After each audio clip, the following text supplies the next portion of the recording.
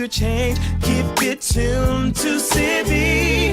You're number one. Don't look no further. We've got it all covered. Citi FM. Good morning. Good morning. Good morning. Good morning. Good morning. Good morning, my neighbor. Good morning to life. Good morning.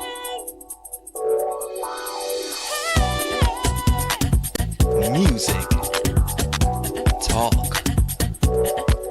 inspiration, in perspective. Express yourself. Good morning, my neighbor.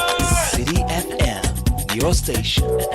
It's a refreshing lifestyle. Citi FM 97.3.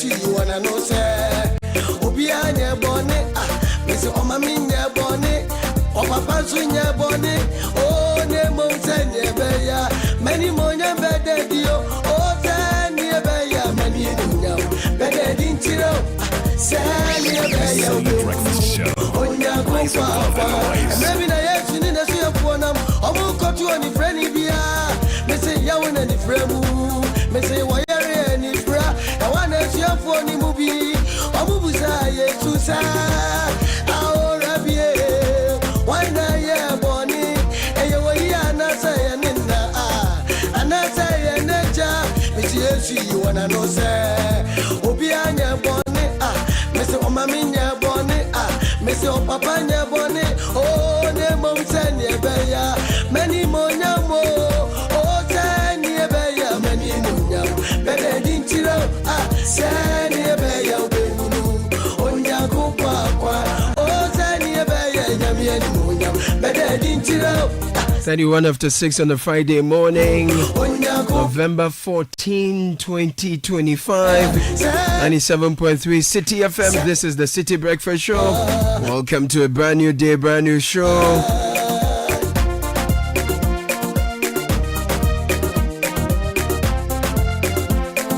Nyame animo nyambede the set frimpon, prophet set frimpon.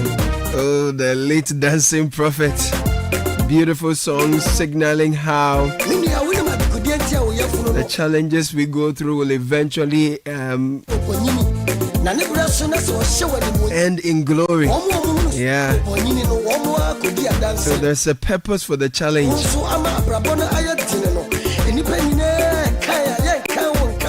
There's a triumphant entry after the trial. There are trophies to be won after the game. So stay in the game. Stay in the game. Legacy is written in small decisions repeated with sacred discipline. Legacy is written in small decisions, repeated with sacred discipline. So if you want to see anyone who is going to leave a legacy, it's not the one who is speeding past others with borrowed fuel. It is the one who is making gentle steps, little baby steps, one foot in front of the other, no matter the challenge, no matter the stress. Every little step matters every single day. So legacy is written in small decisions repeated with sacred discipline. It's not the massive announcements, it's not the showmanship, it is the sacredness of the discipline that accompanies the small decisions. That's business sense for you as a business, an individual, a household, a nation. Whether you're announcing elements in a budget or you're declaring developments that the nation is supposed to be seeing, the legacy will be seen in the sacred discipline that will follow those decisions. Business Sense is brought to you by Stanbic Bank.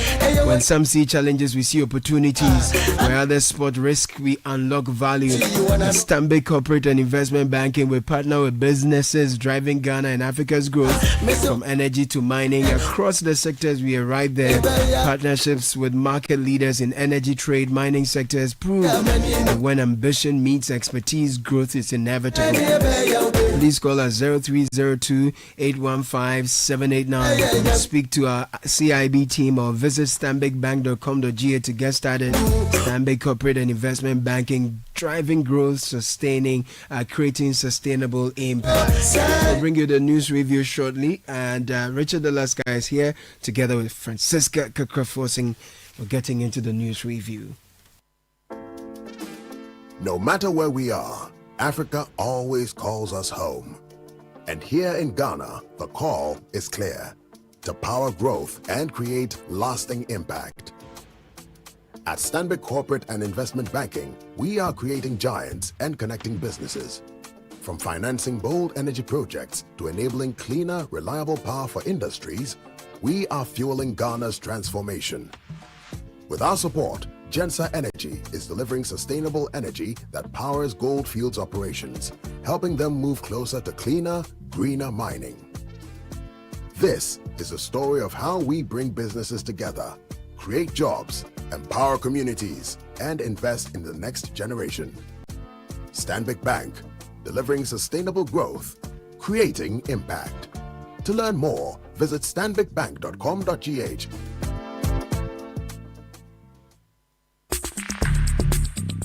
Join the conversation on the Citi Breakfast Show on Facebook at facebook.com/Citi97.3, Twitter at twitter.com/Citi973, and Instagram at instagram.com/Citi973 with the hashtag CitiCBS.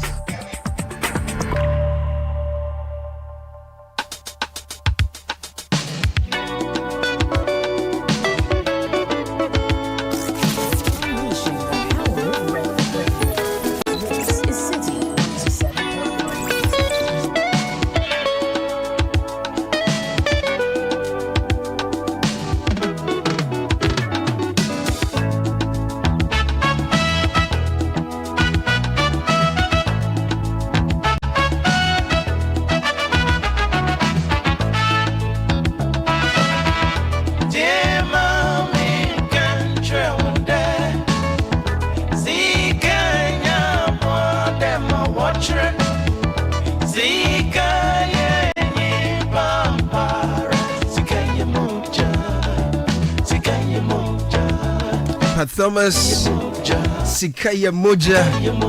Yes, and we're getting to the news review. Fidelity Bank Sika Boom Style Reloaded is back. If you save 500 Ghana cedis or more, you stand a chance to win up to 100,000 Ghana cedis in the grand draw. We have 500 Ghana cedi deposit that gives you more chance. Every 500 Ghana cedi deposit gives you more chances to win 5,000 cedis monthly.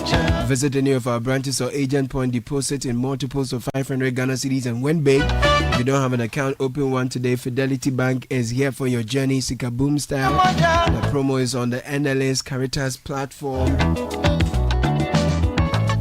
We'll say a special morning to Francisca Ato Forson. Buenos días. Buenos dias. ¿Cómo estás? Refi. You know. Cada estoy bien. ¿Y tú? Yeah, I'm fine, and you? Estoy bien. ¿Y tú? Estoy bien, merci. Hey, gracias. I'm out in French. Oh, this guy. Yeah, what they have been like there for now. Oh yeah. Atu, they say Atu is before me. Atu is forcing. Yeah, the mass money. Yes. Yes. See, Charlie, say you go open the chest. Yes. And let's spend. Chado we. Yeah, we. Yeah. But Elfilla. Oh, no. I see. Debut. So when in that. When in that. When in that. I think the year before. When you're about okay. Ababa. Banana. Aloquado. Okay. Yeah. Dr. Edu say. Oh, the pakwa, what food your partner pion? Yeah. food your partner wo piano. Let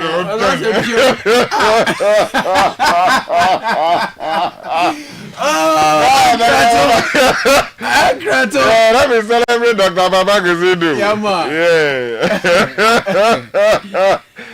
Yeah, the economy new oil they producing. They say if you press the economy, you know they go down, they float. That's what the minister is claiming. Yeah, so they will open the thing, make you spend money. So we'll see how it goes. It's very important. Hey. That's some great news, high expectations. We're looking But I'll forward start to with it. the daily graphic. And of course, budget targets growth in 2026, prioritizes a great transformation, infrastructural development. Also, government to create 800,000 new jobs. And Parliament approves Justice Bafu Boni as Chief Justice. Yeah. On the back page of the daily graphic, a rather worrying story. 3.1 million Ghana cedis worth of onions rot at Ajin Kotoku market. Sometimes inaction has consequences. If you go to the Daily Gist newspaper, the big story says Elwak recruitment tragedy. 2 senior military officers sacked. That's what they have said. Sacked is in inverted commas. Also on the front page this morning, the government to blow some 357 billion Ghana cedis in 2026. And then the story about the Chief Justice nominee being approved by Parliament. Yeah. Let's go to the Daily Guide and front page stories. 2026 budget statement. Government unveils sweeping VAT reforms. Also, government withdraws over 1.4 billion Ghana cedis from DACF account. That's according to the minority. Aliu Mahama 13th Adwa Sunday. Other stories still on the front page of Daily Guide.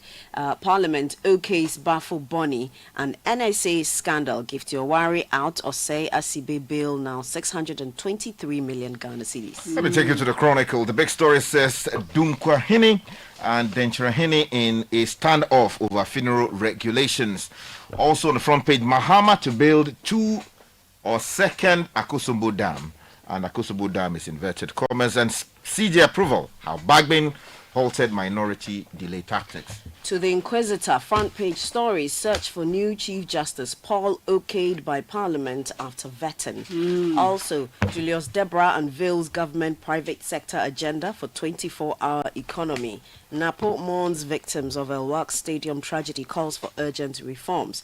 NPA boss calls on Kufuor ahead of NPA at 20 celebrations, and GSA hosts top import and export firms. Take you to the Custodian newspaper. Government to spend over 357 billion Ghana cedis in 2026. Minority demands suspension of military recruitment exercise. And dragging Ahafo residents to Kumasi unfair and unjust. That's Braco, Dr. Gideon Braco fuming. Finally, for me, let me bring you the Herald newspaper front page stories. Fraudsters, desperation and poor crowd control blamed in Elwak stampede. Chief military recruiter fired. $300,000 loan dispute mentioned in Sule Muntari's Dubai detention. I think there was a counter story yesterday. IGP denies neglecting ailing police officer. Also, Energy Minister distributes 457,000 LPG stoves soon. Okay, so it's rather to distribute. Remarks at press briefing lands OSP in 20 million Ghana cedi defamation suit.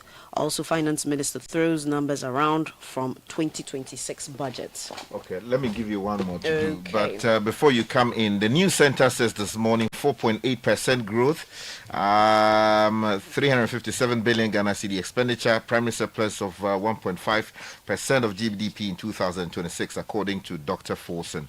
And then also on the front page this morning, Mobile Money FinTech Limited to run MTN Ghana's mobile money business. And then something here that says Stanonoff MP condemns mass arrest in the Ahafo region. Okay, so let me bring you the front page of the Business and Financial Times. Front page stories. GSE pushes for fiscal incentives to deepen market liquidity. Also on the front page of the BNFT, 2026 non-interest banking rollout to spur capital market innovation. Seed sector seeks PPP boost as donor funding waits. And ADB holds customer appreciation breakfast, reaffirms commitment to service excellence. There's also a feature, Elwak Stadium Stampede cuts international calls for amendment of the Public Order Act 491. Let me tell you about the final newspaper I have this morning. The Inside says Ghana's 2026 budget presentation, government scraps COVID-19 levy, says the economy has recovered, confidence returning. Also something here that says over 1 million years of children's lives lost in Gaza during Israel's genocide. Steady finds. That's what the paper is saying. And some other stories on the front page of the Inside this morning. Great. So I take you digital. Citi Newsroom has the man who will later join us in the studio, Finance Minister Ato Forson Kasiel.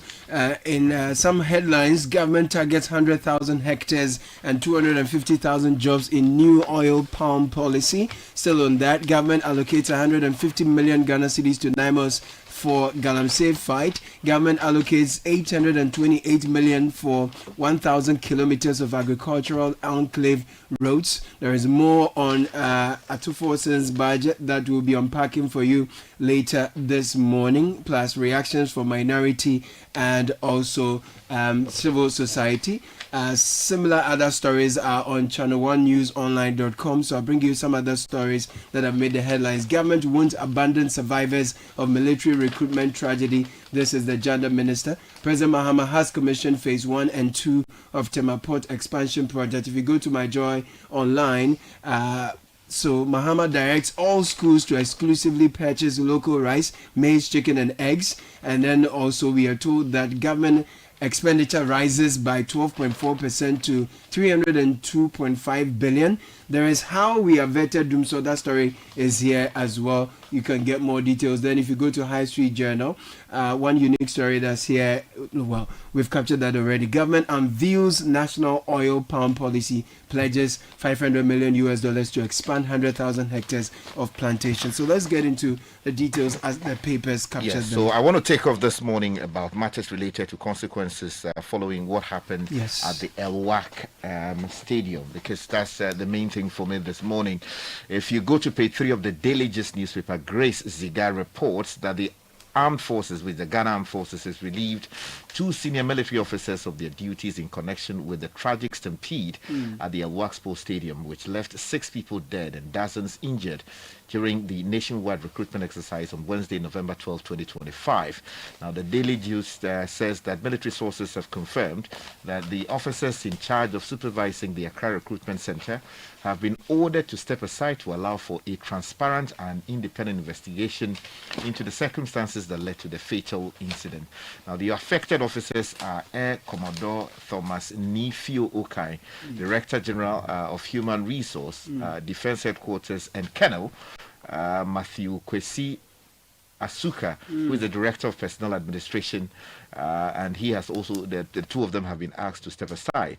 Now, the story goes on to say that the Ghana Armed Forces has subsequently appointed Commodore Francis Nyako to take over from Air Commodore Okai, while Colonel Kusi Dako is taking over as Director of Personnel Administration.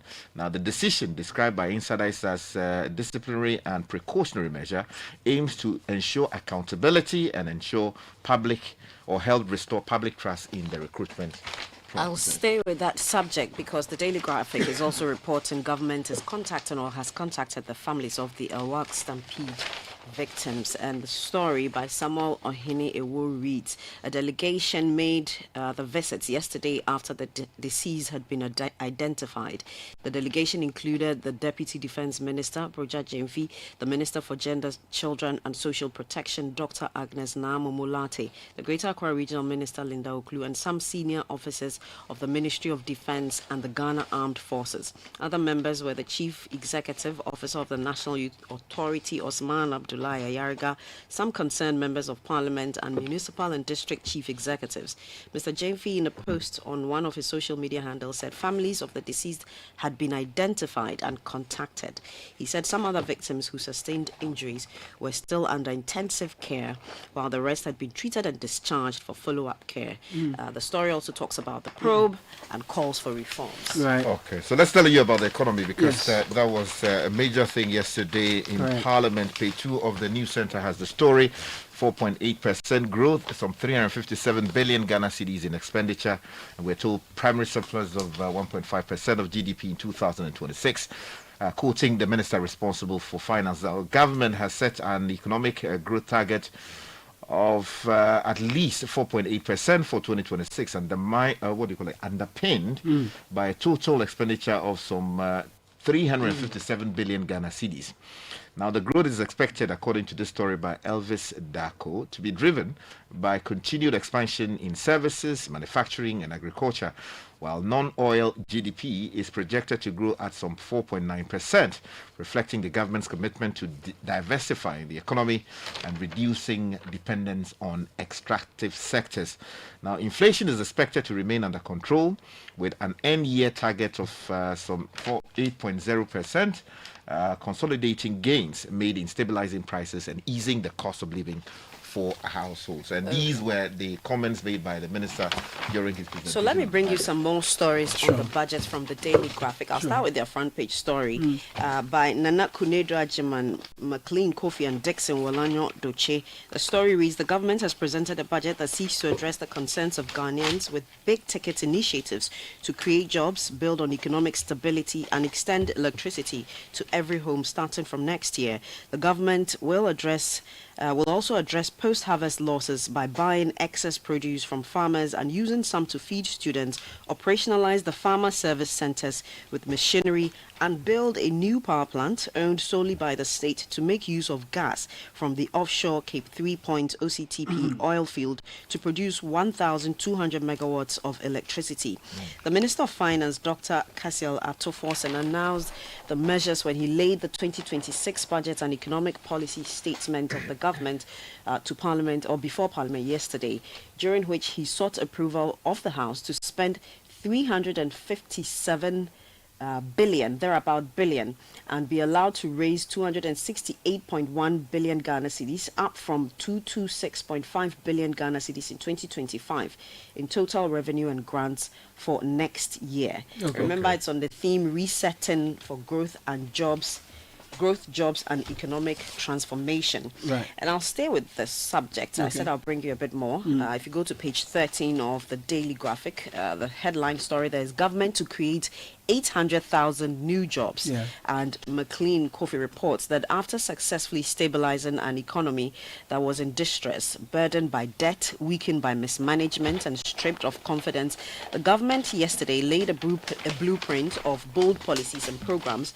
to build upon the gains achieved in the past 11 months to create more than 800,000 new jobs for Ghanaians. Yeah, there was also a story of onions worth 1.3. I'll get to that. Yeah. Let me bring you the COVID-19 levy scrapped to inject 3.7 billion into the economy. That's all. The onion story is on the back page, so I'll bring you that after this. So if you go to page 20, here's a story. COVID-19 levy scrapped to inject 3.7 billion into the economy. VAT system reforms to spur growth, fairness.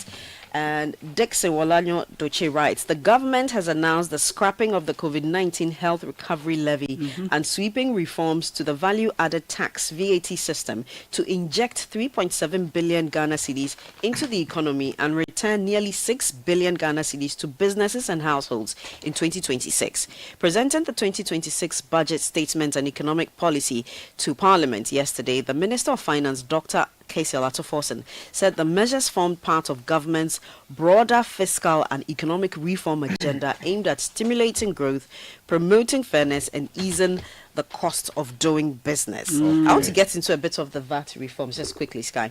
The minister unveiled a comprehensive package of VAT reforms designed to simplify the tax system, eliminate distortions, and strengthen compliance. Key among them were the reduction of the effective VAT rate from 21.9% to 20%, the raising of VAT registration threshold from 200,000 Ghana cedis to 750,000 Ghana cedis, and the restoration of input tax deductibility for Ghana Education Trust Fund, that's GET Fund, and the National Health Insurance Levy. Okay, let me tell you about two additional things before we move on. If you go to page 2 of the Chronicle, we are told Mahama to build the second Akosombo Dam. The story by Jennifer Avle says, beginning in 2026, government of Ghana will commence the construction of a 1,200 megawatt state-owned thermal plant to offtake the additional 150 million standard cubic feet of gas per day from the offshore Cape 3 Points partners and the Ghana Gas Processing Plant 2. Now, upon completion, the project is expected to be bigger than the Akosombo Dam, which has the installed capacity of some 1,020 megawatts. But also related to the budget, if you go to the back page of the News Center, there's a story there which is dealing with the problems that the farmers are facing. 50 farmer centers and 200 million Ghana cedis for buffer stock company. Now, thousands of farmers across Ghana are set to benefit from a major expansion of mechanization and market access initiatives announced in the 2026 budget. Now, it goes on to tell us that 50 farmer service centers will be built nationwide to enhance productivity and reduce post-harvest losses, some of the things we were complaining about recently. Now, East Center, according to the story, will be equipped with tractors, harvesters, planters, and seed drills to provide farmers with access to modern farming machinery. And then also 401 million Ghana cedis allocated to Women's Development Bank in 2026 budget. You find those stories on the back page of the News Center. But quickly, the minority is on page 2. Okay. I wanted to stay with farm produce, yes. And there's 3.1 million Ghana cedis worth of onions rotten at Ajin Kotoku market. Joshua Bedia Kukumsi reports that 15 truckloads of onions valued at 3.1 million Ghana cedis have gone to waste at Ajin Kotoku onion market in Accra following weeks of transportation delays, poor road networks, and inadequate storage facilities. The situation began a few weeks ago when several trucks carrying onions from Nigeria arrived late at the market after long and difficult journeys. Many of the onions had already begun to rot in transit due to heat, poor ventilation, and extended travel time. The heavy rains that followed worsened the condition of the onions as moisture seeped into the sacks, accelerating the spoilage. Now, still connected, President Mahama has directed all schools to exclusively purchase local rice, maize, chicken, and eggs.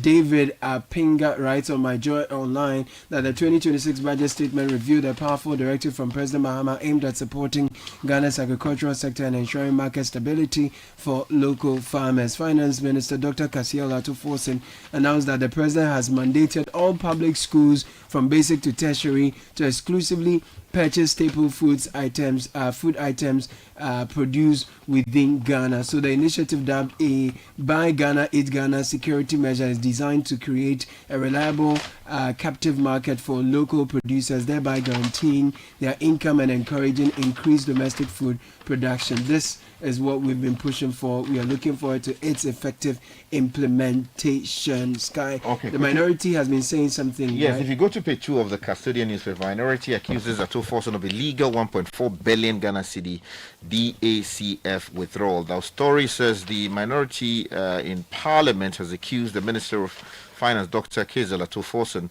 and the Controller and Accountant General, Kwesi Ejay, of colluding to unlawfully withdraw some 1.4 billion Ghana cedis from the District Assembly's Common Fund account at the Bank of Ghana in November 2025. Now, the minority noted that this withdrawal followed an alleged earlier removal of some 11.3 million Ghana cedis from the same account between February and April of this particular year.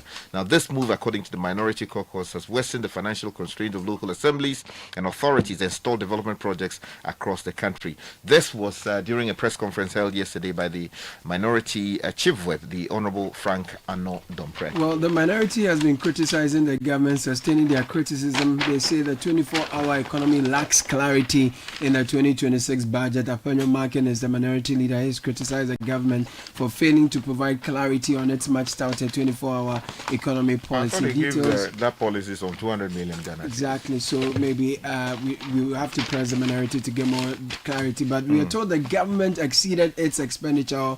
Government's expenditure rises by 12.4% to 302.5 billion. Later this morning, we'll be pressing the finance minister for answers on these and then also to mention quickly another big thing that happened in Parliament yesterday: the approval of the Chief Justice nominee happened in Parliament. Despite opposition from the minority. The majority got it through, and we expect that the president will do the needful. But the matters in court will travel their full haul. Hopefully, some justice will be done. Thank you, Sky. Thank you, Francisca. Sika boom. Fidelity Bank say save and win. Muntio. Sika boom. Just deposit and begin. Sika every 500 CDs you keep for a month, you get 1 point all at once. More deposits gets more points in. More points, more cash you feel win. How many points? 1 point every 500 CDs. What if you win? 5,000 CDs monthly. And the grand prize? Hey! 100,000 Ghana CDs. Don't wait. Visit any Fidelity branch or agent nationwide to deposit in multiples of 500 CDs. The more you deposit, the better your chances to win 5,000 CDs monthly and 100,000 CDs in the grand draw. Terms and conditions apply. Win with us. Fidelity Bank, believe with us. Sika boom. This is an NLA approved promo, now running on the Caritas Lottery platform. Oh, jump on now. Go, the go. Google me. I want time where you come back where I don't hear the sound of your car. Why you buy new car? No, I don't change my car. It be the same ride. It be the fuel way I change. Way one shouts it. Ever since I started using the all-new Excellium Premium Fuel, fortified with 3-in-1 action. Oh, Joe, now my car they run like electric car. No, so. This is the type of fuel where they want to. Because now engine they cost. Where they want for way if I buy it, it go protect my engine. And with the small way I buy, I go drive, sir. Absolutely. It's like strapping a turbocharger to your engine and giving it a protector. And what they bust my mind says be the 3-in-1 action. No, Excellium they prevent up to 99% of deposit. It be anti-wear, some be anti-corrosion. Won't pay when I open them. Hey, so where can I find this magical fuel? Just head over to any Total Energy service station and your car will thank you. Hey, then make a finish my go be fast, then rush go Total Energies. My friend, but why your hand my go be inside? I give you info. Make a feel the go be too small. The go. Excellium is designed to protect your car engine, decrease fuel consumption, and lower CO2 emissions. Don't say fuel, say Excellium. Choose Excellium, choose quality. This is the Citi Breakfast Show, the city's biggest conversation. We'll bring you the breakfast edition of the Citi Business News. Valex Lease Equip Limited, EcoBank, and MTN are proud to be associated with this segment. And Samuel Akom is here to share with you what's in the world of business. Good morning, Samuel. Good morning, Caleb. Hello, good morning. Welcome to the breakfast edition of the Citi Business News. The bulletin is proudly brought to you by Valex Lease Equip Limited, EcoBank, and MTN. I am Samuel Akom. Let's get straight into our stories. The government has sustained 8 key economic indicators, underscoring its dedication to fiscal discipline, macroeconomic stability, and sustainable growth as outlined in a medium-term macroeconomic framework for 2026-2029. While presenting the 2026 budget statement and economic policy to Parliament on Thursday, Finance Minister Dr. Ato Forson emphasized that the government medium-term strategy focuses on consolidating macroeconomic achievement and promoting inclusive growth. Daniel Odro-Mensah has more in the following report. Presenting the 2026 budget statement and economic policy on, Dr. Ato Forson stated that the growth target will be driven by a recovery in the services, manufacturing and agricultural sectors, with particular emphasis on expanding non-oil activities. He further highlighted that the 2026 fiscal plan anticipates year-end inflation of 8%, underpinned by strict fiscal discipline, prudent monetary policies, and enhanced coordination between the Ministry of Finance and the Central Bank. Government has set bold but achievable macroeconomic target for 2026 fiscal year and the medium term. Mr. Speaker, over the medium term from 2026 to 2028, real GDP is set to rise steadily, averaging about 4.9% at the minimum. Non-oil GDP is programmed to grow around 5% at the minimum. Mr. Speaker, inflation will stay within 8 plus or minus 2% targeted band, reflecting a firm grip on price stability. Mr. Speaker, the fiscal balance will remain strong, with the primary surplus of 1.5% of GDP from 2026 onwards. Meanwhile, the government has unveiled comprehensive value-added tax reforms in the 2026 budget, highlighted by the removal of the COVID-19 Health Recovery Levy and a reduction of the effective VAT rate from 21.9% to 20%. Government will, ahead of 2027, embark on a comprehensive reform of Ghana's key tax laws, including the Income Tax Act, Excise Tax Acts, and the Customs Tax Act, to align them with global best practices, promote equity and competitiveness, simplifying compliance and enhance revenue generation. The Ministry of Finance will commence these reviews in 2026, engage stakeholders and submit a draft to Parliament as part of the 2027 budget. You heard Finance Minister Dr. Cassiel Ato Forson, and in the report filed by Citi Business News' Daniel Odro-Mensah. Meanwhile, tax analyst Francis Timoboy wants improved tax compliance, particularly under the VAT reforms and modified tax system, to help government mobilize the revenue needed to fund budget programs. Overall, our VAT effective rate has dropped from 22% to 20%, and that is, for me, fantastic. The danger, however, is that we are banking our hopes on compliance. So, you know, the minister has introduced something like VAT policing, where if you buy something and you collect VAT invoice and you are allowed to use it to enter into a draw, you can win something. This is going to, you know, whip up compliance. So anytime you walk to a shop, you can say they should give you a VAT invoice. And so Francis Timoboy is a tax analyst. Moving away from the budget, the Association of Chartered Certified Accountants, ACCA, says the introduction of non-interest banking presents a unique opportunity to expand access to finance, foster inclusion, and create new professional opportunities within Africa's financial ecosystem. Speaking at the ACCA Business Leaders Forum in Accra on a theme, Sustainability and Non-Interest Banking in Ghana, the ACCA Director for Africa, Jamel Ampoma, said the initiative aligns perfectly with the ACCA's commitment to improving inclusive, ethical and sustainable finance.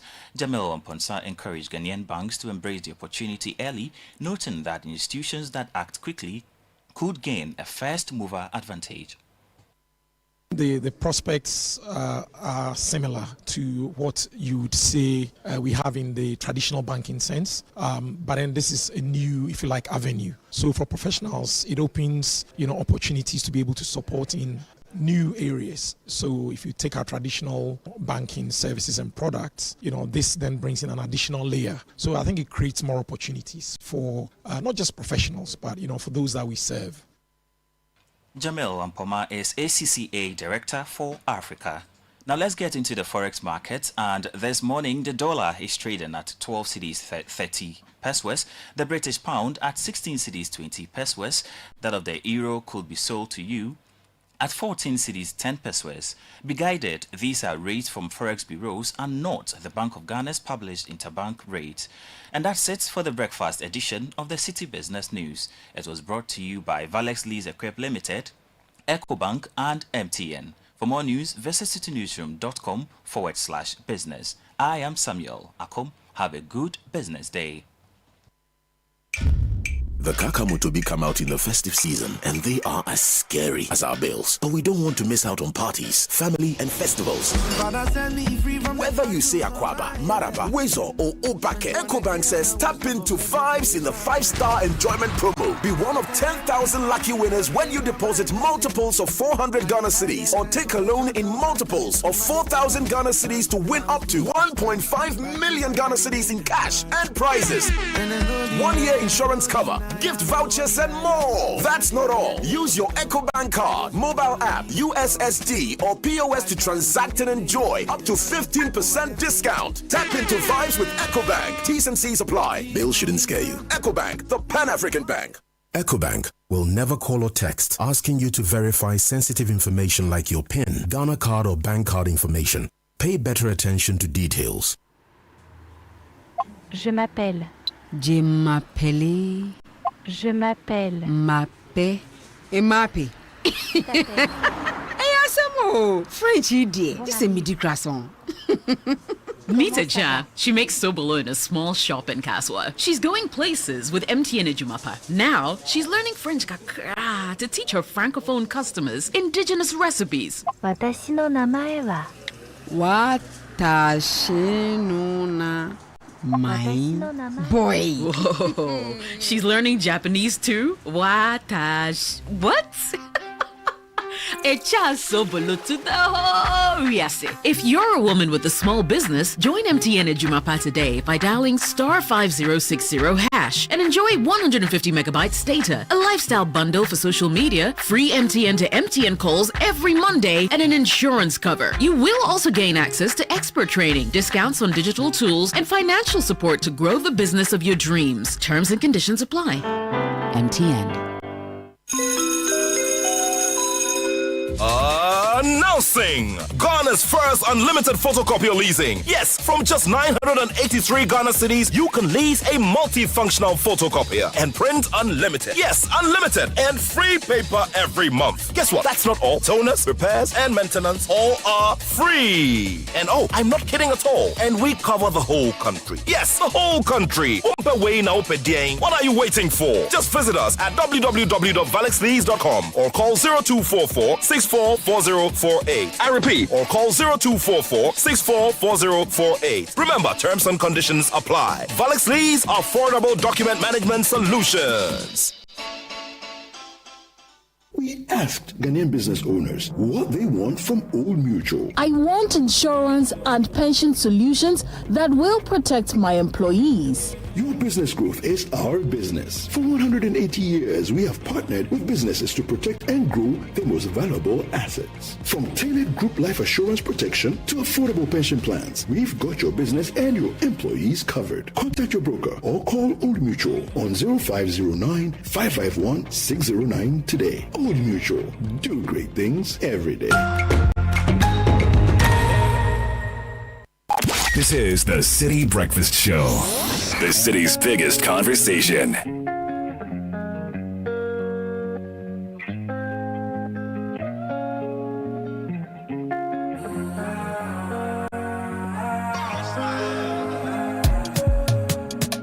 October 2021, I give my heart and make I love. October 2022, they break my heart for my domo. We have a big one on the budget coming your way on the Citi Business Edition shortly. Government statistician Dr. Hassan Idrisu, economist Professor Godfred Bokpin, they both spoke at a forum by AB and David Africa on business in Ghana. Is it a game of numbers? Big conversation coming on the heels of the budget presentation yesterday. That's coming your way shortly on the Citi Business Edition this morning. Many thanks to Valex Lease. It's introducing Ghana's first unlimited photocopier leasing service, 983 Ghana cedis a month. From that amount, you can lease a reliable multifunctional photocopier, print unlimited with free paper, free toners, free cartridges, free repairs, free maintenance, nationwide coverage across all 16 regions. So don't spend big on machines, paper repairs and maintenance. Switch to Valex Lease. Keep your cash for what matters. Visit valexlease.com. Call 0244 644048. Customized payment options are available. Valex Lease, affordable document management solutions. And this festive season, bills shouldn't scare you because you can enjoy free cash from October from EcoBank in the 5-star enjoyment promo. Simply deposit in multiples of 400 Ghana cedis or take a loan in multiples of 4,000 to build points and enter a draw for a chance to win your share of 1.5 million Ghana cedis in cash and prizes, including 1-year insurance cover, gift vouchers, and multiples of 10,000 Ghana cedis. Customers who transact with their EcoBank card or use the digital platforms enjoy up to 15% discount on rides, experiences, events, and more. Don't miss out. Tap into the vibes and be one of the 10,000 lucky winners in the EcoBank 5-star enjoyment promo. Deposit more, enjoy more. This promo runs till the 31st of January 2026. Is supervised by the NLA on its Caritas lottery platform. EcoBank will never ask you for your PIN or password. So when you're in doubt, call 0800 00 3225 for assistance. EcoBank is the Pan-African Bank. If you get wahala, make you call. The latest from MTN. If you've not heard, this is it. Especially for those who love the MTN Free After One, prepare for the upgraded experience that is MTN Free After One Extra. MTN Free After One Extra. With that, you can talk for 1 whole hour uninterrupted while paying for only the first minute of every 10 minutes you talk, which means for every 10 minutes you talk within the hour, you only pay for the first minute. And you get to talk for 60 minutes straight with no interruptions. You get 100 megabytes of data free as well for every first call on Saturdays. Subscribe to MTN Free After One Extra today. Dial star 550 hash, star 550 hash. $100 fingers or do the amaka. We're bringing you that conversation with the government statistician Dr. Al-Hassan Idrisu and the economist Professor Godfred Bokpin, looking into business, talking the power of data in driving business decisions. Is a special 2-part presentation on the role of numbers in shaping business strategy. Before we get there, Lesheho Ghana is 15 years old. We've been doing this with you, our community customers and partners. Thank you for being with us. Together we are looking forward to the future with confidence, knowing that we will improve lives. So please call or WhatsApp us on 02700 4799. Visit any of our branches for our financial solutions. Lesheho Ghana, 15 years of improving lives and still counting. Your engine must be confident, protected, and ready to perform. Talk to Shell V Power. It's got Dynaflex technology specially formulated to clean and protect your engine, giving it that boost it needs to drive into any Shell service station and feel the performance, feel the confidence, feel the protection. Feel the feeling with Shell V Power. Shell, go well. First Bank Ghana is rewarding digital banking. For every transaction you do, your everyday transactions, you will stand a chance of winning 500 Ghana cedis cash every single week. First mobile app, star 894 hash. These are the avenues you can use to get rewarded. First mobile app, download that app, use it for your weekly or daily activities, or use the star 894 hash, and you stand a chance of winning 500 Ghana cedis every single week. Terms and conditions apply. You can use the same channels to download and open an account if you don't have an account with us yet. First Solutions at firstbankgroup.com is where to email us. 0596921921 is where to call. First Bank, you first. So let's bring you part 1 and 2 of the business edition today. A conversation from the AB and David Africa Forum on the topic business in Ghana. Is it a game of numbers? This is the City Breakfast Show, the city's biggest conversation.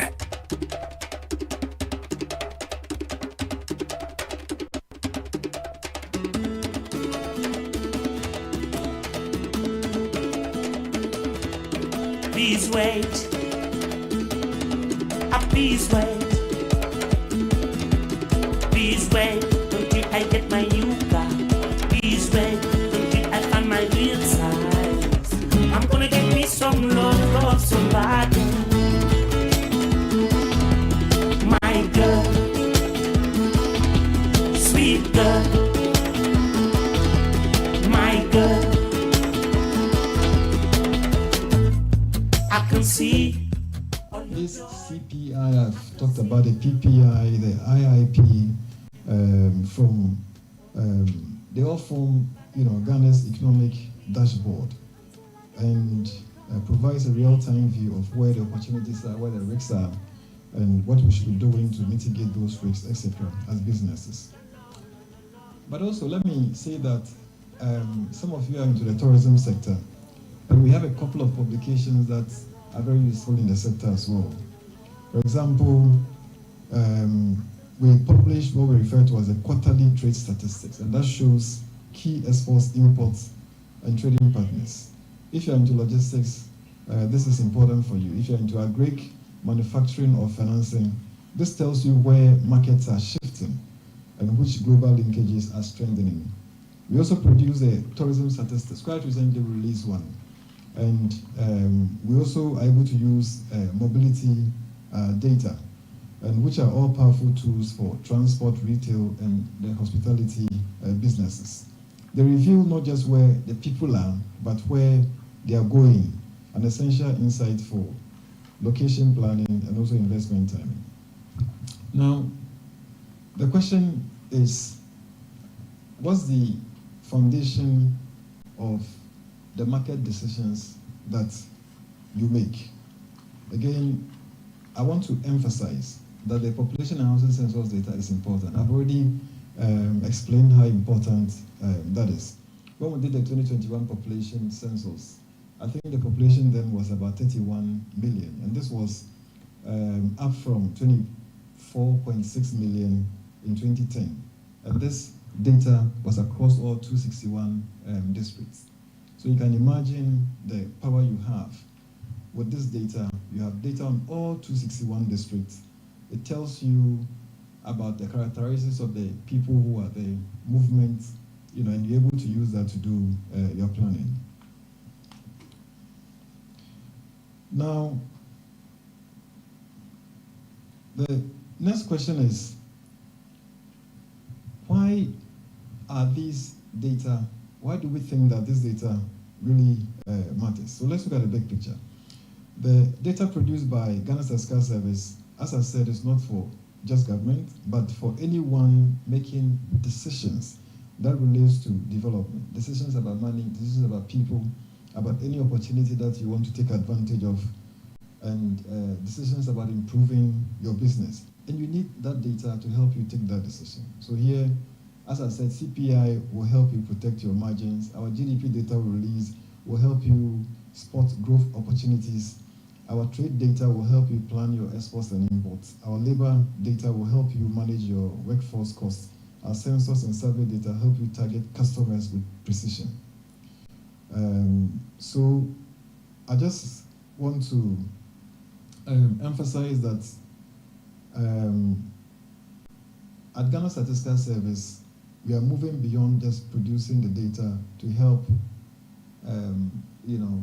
stakeholders, and we are moving towards the use, towards ensuring that we partner with stakeholders for them to use the data.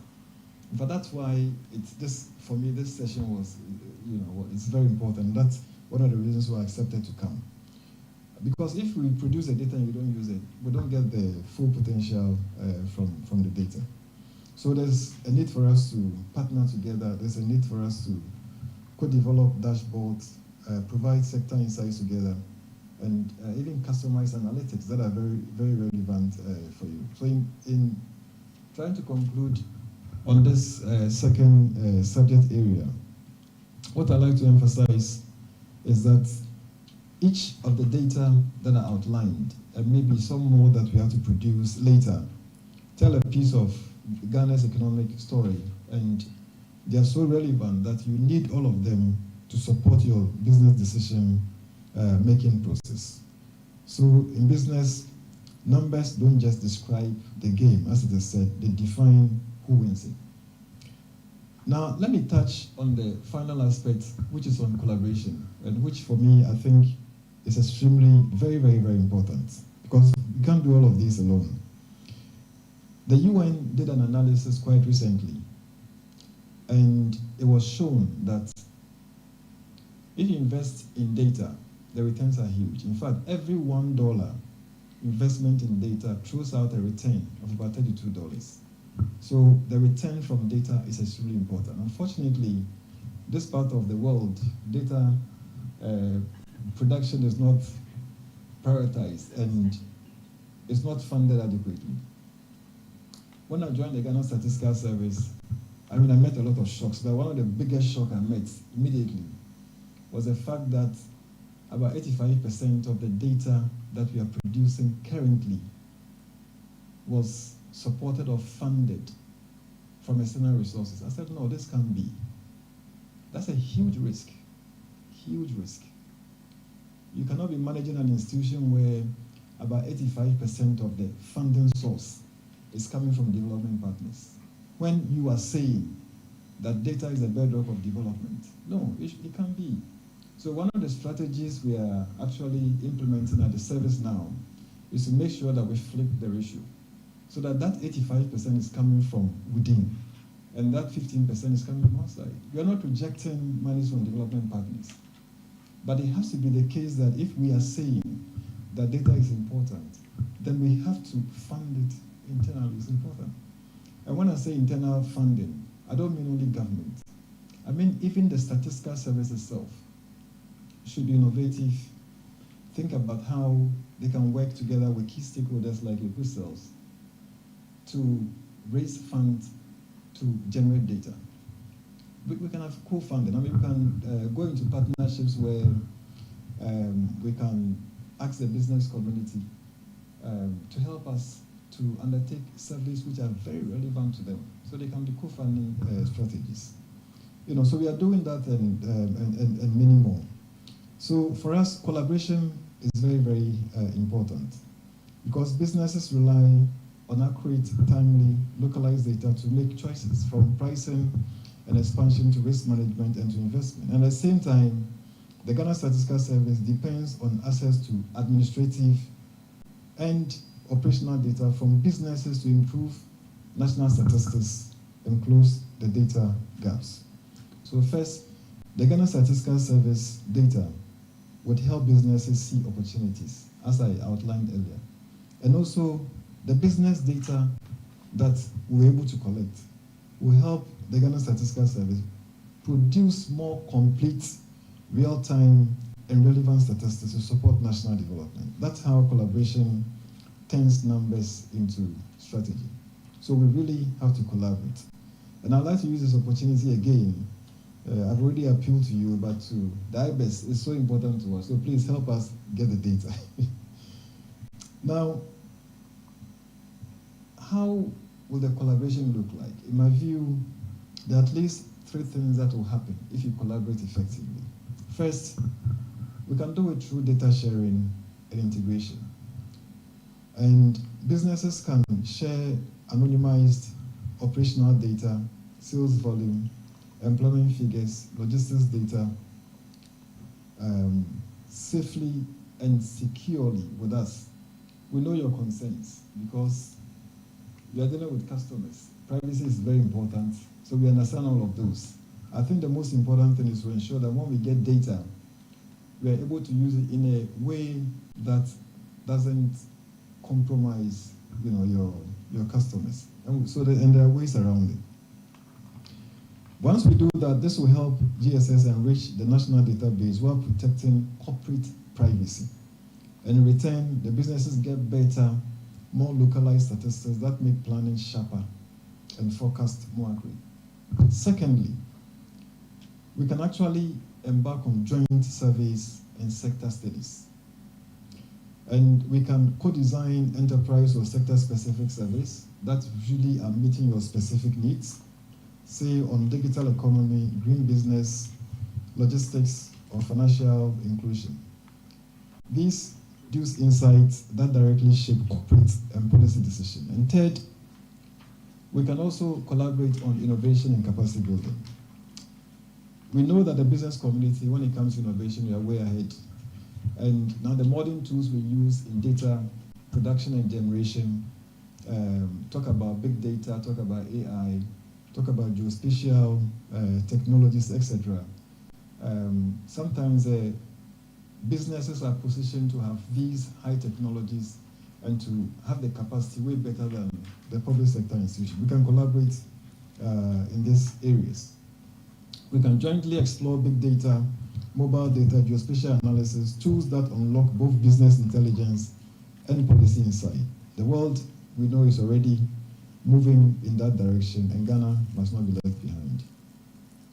Now, there are actually examples which I want to share, and just to encourage you.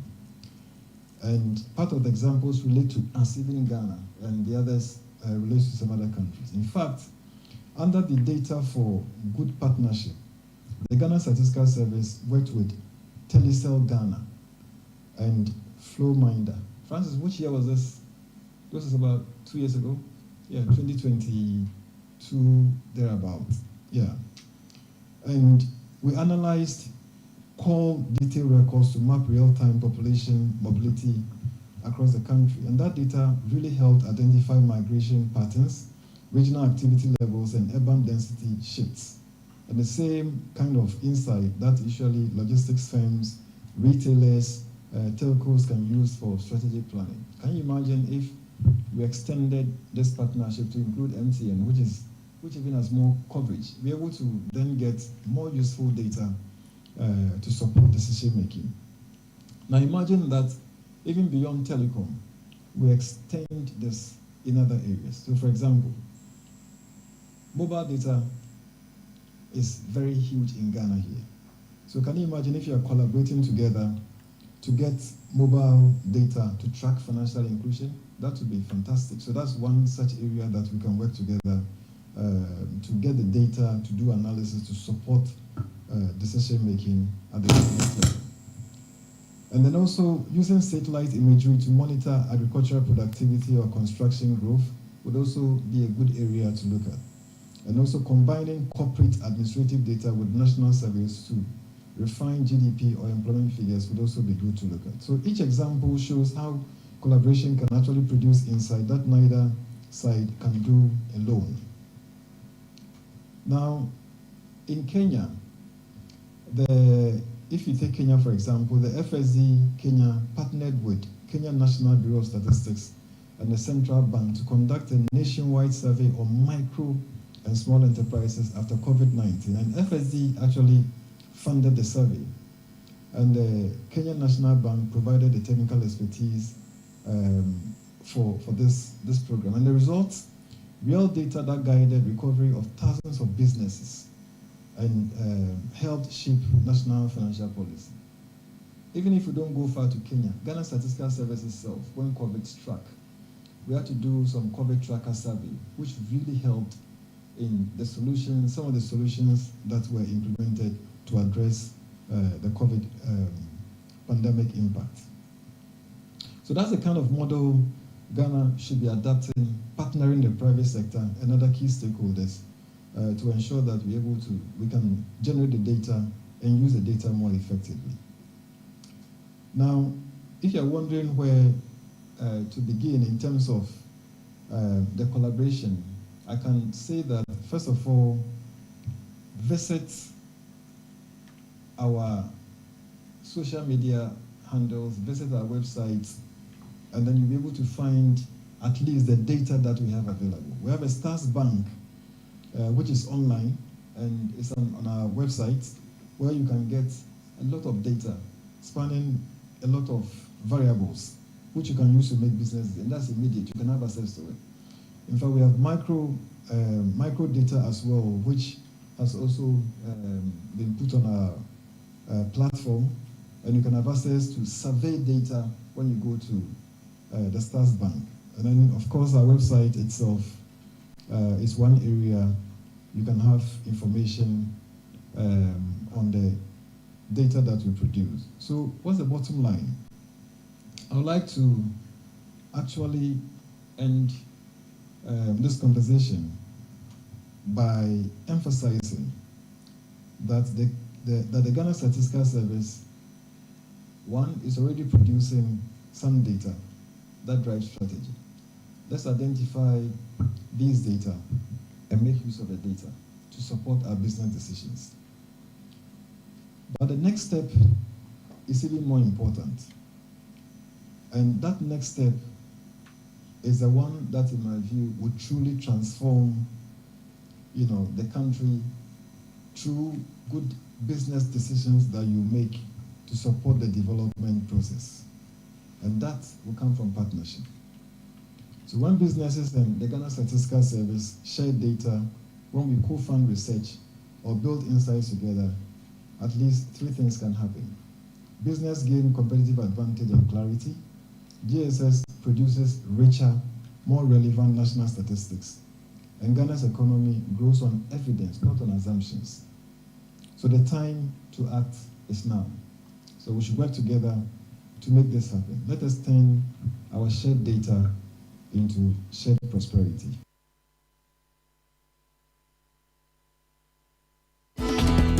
My girl, sweet girl. This is the Citi Breakfast Show, the city's biggest conversation. Join the conversation on the Citi Breakfast Show on Facebook at facebook.com/Citi97.3, Twitter at twitter.com/Citi973, and Instagram at instagram.com/Citi973 with the hashtag CitiCBS. The Citi Breakfast Show. Rise above the noise.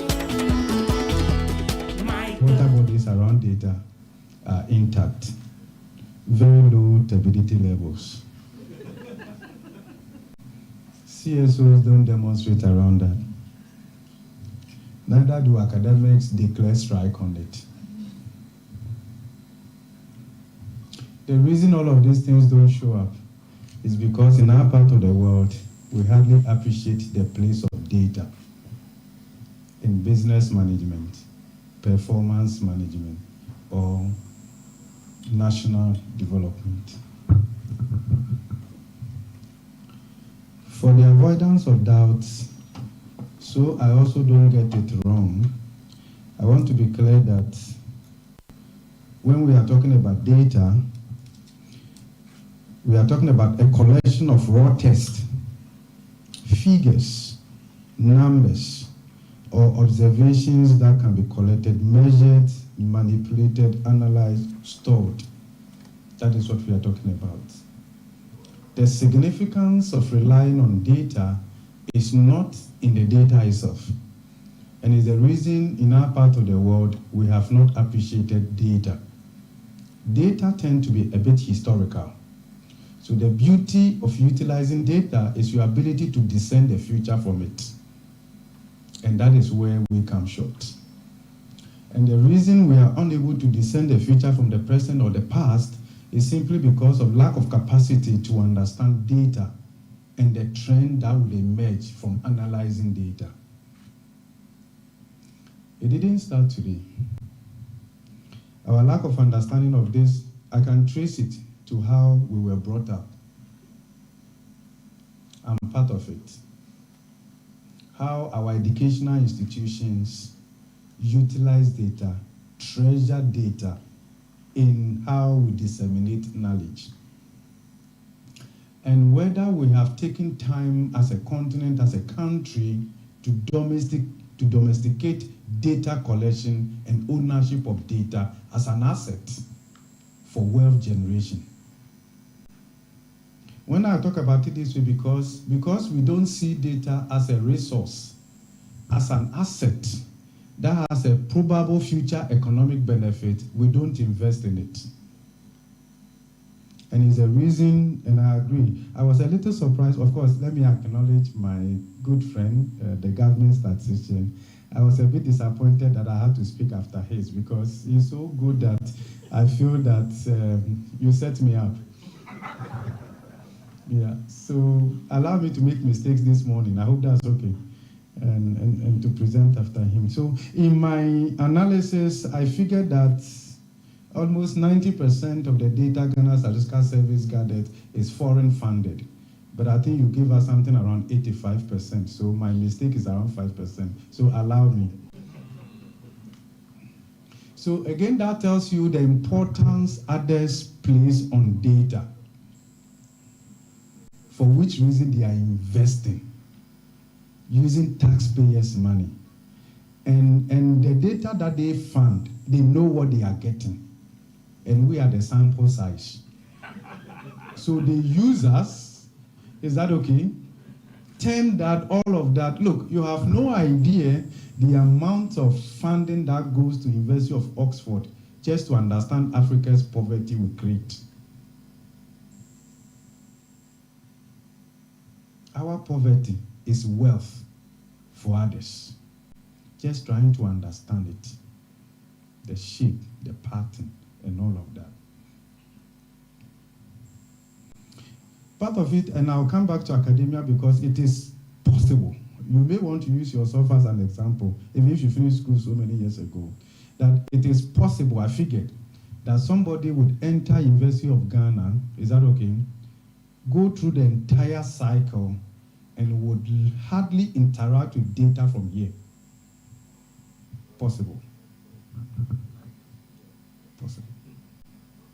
It is possible that somebody will graduate from a tertiary institution in Ghana and would not have encountered any data.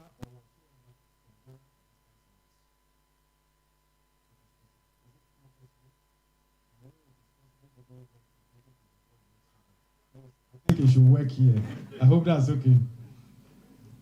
It is possible to scan through lecture notes across universities and find that almost 80% of all those slides are downloaded from a certain website that bears little relevance to our context. It is possible to teach public sector accounting or budgeting and use slides that has budget about US or UK or others, and no reference to Ministry of Finance document or data or whatever. It is possible for a university lecturer to publish an article about Ghana where the reference for the data has nothing to do with Ghana Statistical Service. Forgive me. We most likely would have referred to a World Bank database, IMF database, or others. When we say let's decolonize our educational setup, I don't have a problem with all of that. But all of that tells us that you can train somebody from here and he's actually more outside oriented than being domestic or indigenous or country context, reflecting in how. So you can recruit someone from University of Ghana, maybe Department of Economics or Business School, and if you actually ask him to go and harvest data from Ghana Statistical Service website, he will disappoint you.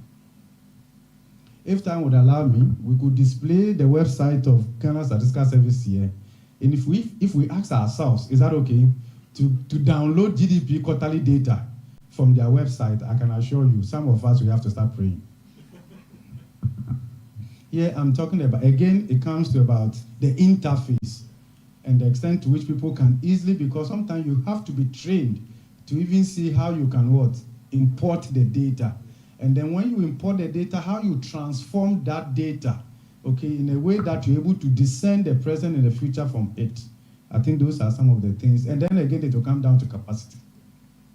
It will come back to capacity, which probably has not helped us in terms of our data analytics, business analytics, and all of that. But ladies and gentlemen, I lean on what the government statisticians said. Data is oxygen. Data is wealth. So we can invest in it. There's a place of data as a business input, and again as an output. So relating to the first one, in fact, all of that I was doing was just introduction. I'm now coming to the first question. So please, I hope you are not signaling me that matter, because there are a lot of things I put here. If I go home, I don't know what I'll go and look at. Okay, so I have to be able to say them here. Okay, so forgive me. So again, if you look at the funding structure and all of that, you can see that the data generation here has very little country context in the usage. Sometimes those who fund it on the average are more interested in meeting certain global requirements and all of that. So it's standardized, so you can infer and all of that. So sometimes just relying on those aggregate data may not be able to bring those nuances, right, and the rest of them. So we just need to bear that in mind and all of that. And then again, it comes down to if you look at the existing structures for data collection and all of that, you can see that we are not in it, largely. We are not. There are differences you can see across countries, across firms, individuals, and stuff like that. So, of course, I congratulate that in the last 10, 12 years or so, Ghana Statistical Service has transformed, okay, both in terms of the frequency of the data collection, and then so the next level we need to do is to engage more with the business community, and then build their capacity in terms of how they'll be able to use the data going forward. So, and then again, the other bit is that if you look at the data Ghana Statistical Service collect, and I believe that as a business, we should not rely solely on just the database of Ghana Statistical Service. There are other sources as well that we can use for complementarity and all of that. Yes, they collect tons of data. A lot of, sometimes you'll be amazed if you take time to just understand what they do and all of that. The question is whether our businesses really tend to rely on data for forecasting and all of that. And based on the little studies that we have done, what we have observed is that foreign firms tend to do a little better compared to indigenous businesses. Okay. And then, so they tend to appreciate the place of data in their business management much more than we do. Part of the reasons why we saw the low uptake here has to do with the fact that a lot of our SMEs, and you know our businesses are predominantly micro and the rest of them, I think they enjoy being opaque, right?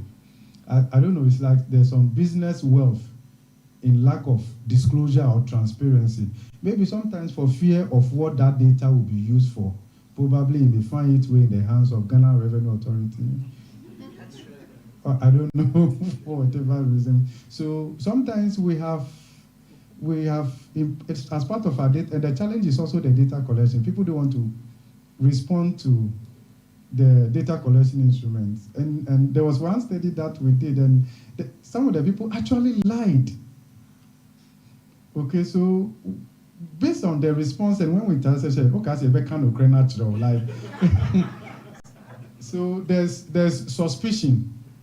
Okay, but I believe that if we want to make progress as businesses, we need to open up, okay, and then follow up in terms of, okay, so at the end of the day, you collected this data, what was the outcome, what can we learn from it, and all of that. So, but of course, when it comes to certain multinational institutions, foreign businesses, or even those that have partnership with local businesses, we've seen a combination of Salesforce, others who are using open source applications like Open Data Toolkit, bespoke applications. I'm sure some of us are familiar with bespoke applications, and then other social media analytics that are being used, largely driven by foreign businesses. In my little life of research, almost 85% or so of the research that we do or we have done are largely funded by foreign entities.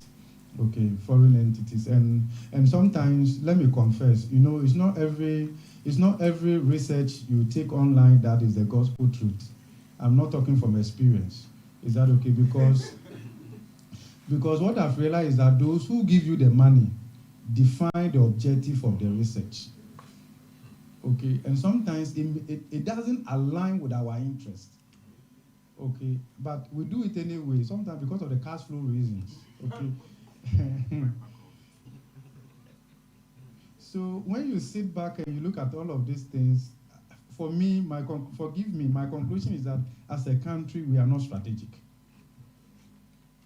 Because if we were, would want to take ownership of data, which also would mean that we would invest in the data collection. In fact, and what I've observed is that by the time, based on the collaborations, by the time the data shows up in the database of Ghana Statistical Service or is published, those who funded it have already gotten all the insights and use it for whatever they want to want. So we are always behind. By the time the data is in here, they've taken all that they needed from it. By the time the research is published, they've gotten so that is why sometimes we sit here, I can tell you that there are certain foreign organizations that know more about you and I than you and I sitting here. And they know more about this country and the future of this country much more than you and I sitting here. And I'm sure some people stopped drinking water from Ghana long ago, before CSO started demonstrating about water bodies. They picked the insight much early and get the first mover advantage. The reason is not because they are more technically sound than we are, they are strategic, forward-looking, and they know the role that data plays and all of this. The low uptake is also explained by the fact that a lot of our businesses really don't do any strategic plan. Okay, if you want to do, you will rely on data and all of that, and that is why you can see so many surprises. Some people's business actually collapse before they realize, because they are not tracking anything. Okay, they are not tracking anything, our media and the rest of them. That is why you can find a university student who is struggling to get a long essay topic to write on, when you have thousands of businesses that we can collaborate. And when you send questionnaire out, sometimes you just have to go yourself and go and answer it. And then, I'm not talking from experience, but what I'm saying is that you interact. I hope you understand that. And it's possible somebody can, again, I'm not talking from experience. Okay. Yes. It is possible somebody can sit in the library, start a long essay, I hope you understand that, from problem statement to objective, to methodology, to questionnaire administration, when he has not actually gone.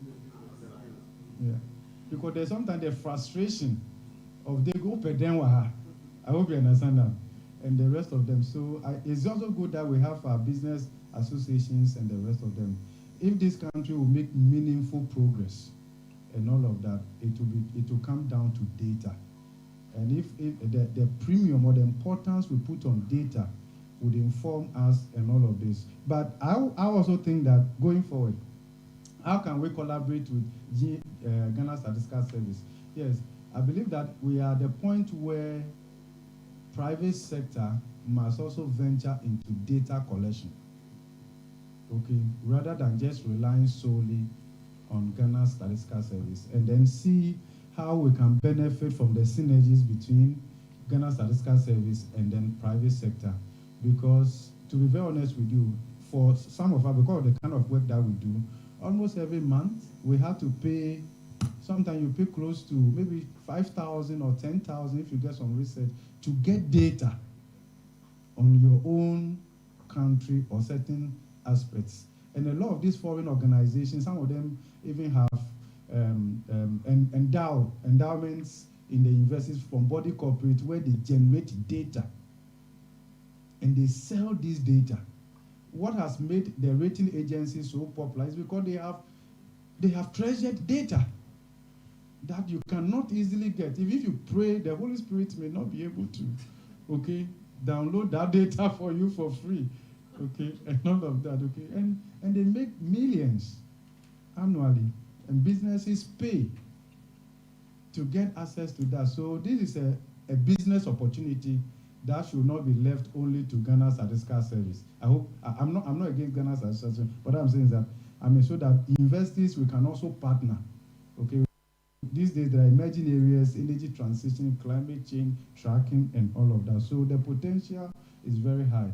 So it will come down to funding. If we treasure what we are talking about here, we will put resources in there. But the return is very high, and I lean heavily on the report that the World Bank did in terms of the return on investment in data. It's one of the highest. It's one of the highest. And now that we are talking about AI, digitization, the world is increasingly being digitized and the rest of them. The future is certainly going to be driven by data. And if we are not relying on the data, I'm sure that's it. I remember we went somewhere to go and eat fufu, and then fufu was so hard. And then we say, but why is it so hard? We say, fufu no sani one. Okay, those who didn't understand what I was saying, I was speaking in tongues. Like, we're just trying to get, look, this is a new generation, right? We like to swallow it soft. We said, no. Here, the fufu, we pound it like that. Data is irrelevant. Is that okay? So, even at the micro level, data can help us. At the small scale level, data can help us. So, please wait. Please wait. This is the Citi Breakfast Show, the city's biggest conversation. Whether you're buying water from your favorite spot in Osu, shopping online for the latest styles, or booking your next getaway to Dubai, MasterCard gives you the freedom to pay your way. Insert, tap, swipe, click. So many options, yet so easy. With layers of security protecting every payment, your money stays safe. From Trotro to travel, MasterCard connects you to the life you've earned and the one you dream of. Ask your bank for MasterCard today. MasterCard. Safe, convenient, priceless.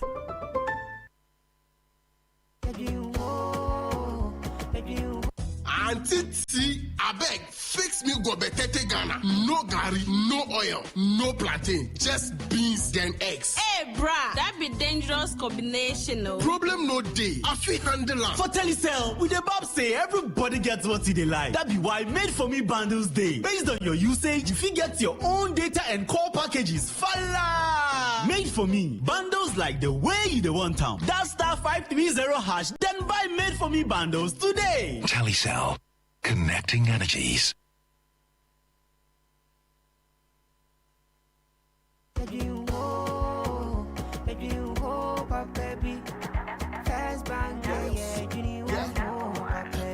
looking for a bank to rely on? Let me give you a shoulder to lie on. Wouldn't we seek out to bank be no lie? Only one place where I get my eye on. Make I introduce you all to First Bank, the best services in the world, first rank. Customer service, everything is well planned. I make music, I travel, I sell land. They be my reserve tank. Cause every time I know my money's safe. Universal banking ain't in me here on the date. I'm a busy person, me no need time to wait. Now I got to Spain, even when I'm in the States. My me blue shirt. Me tell me office a chilling, but who cares? Cause I bank with the best. I'm lucky, I'm too blessed. When it comes to First Bank, it's too west. Everything is you first. Nobody feed you, I'm like us. Do I'm like us. First Bank we treat you first. Treat you first. Think about you first. Think about you first. You first. First Bank. This is the Citi Breakfast Show, the city's biggest conversation.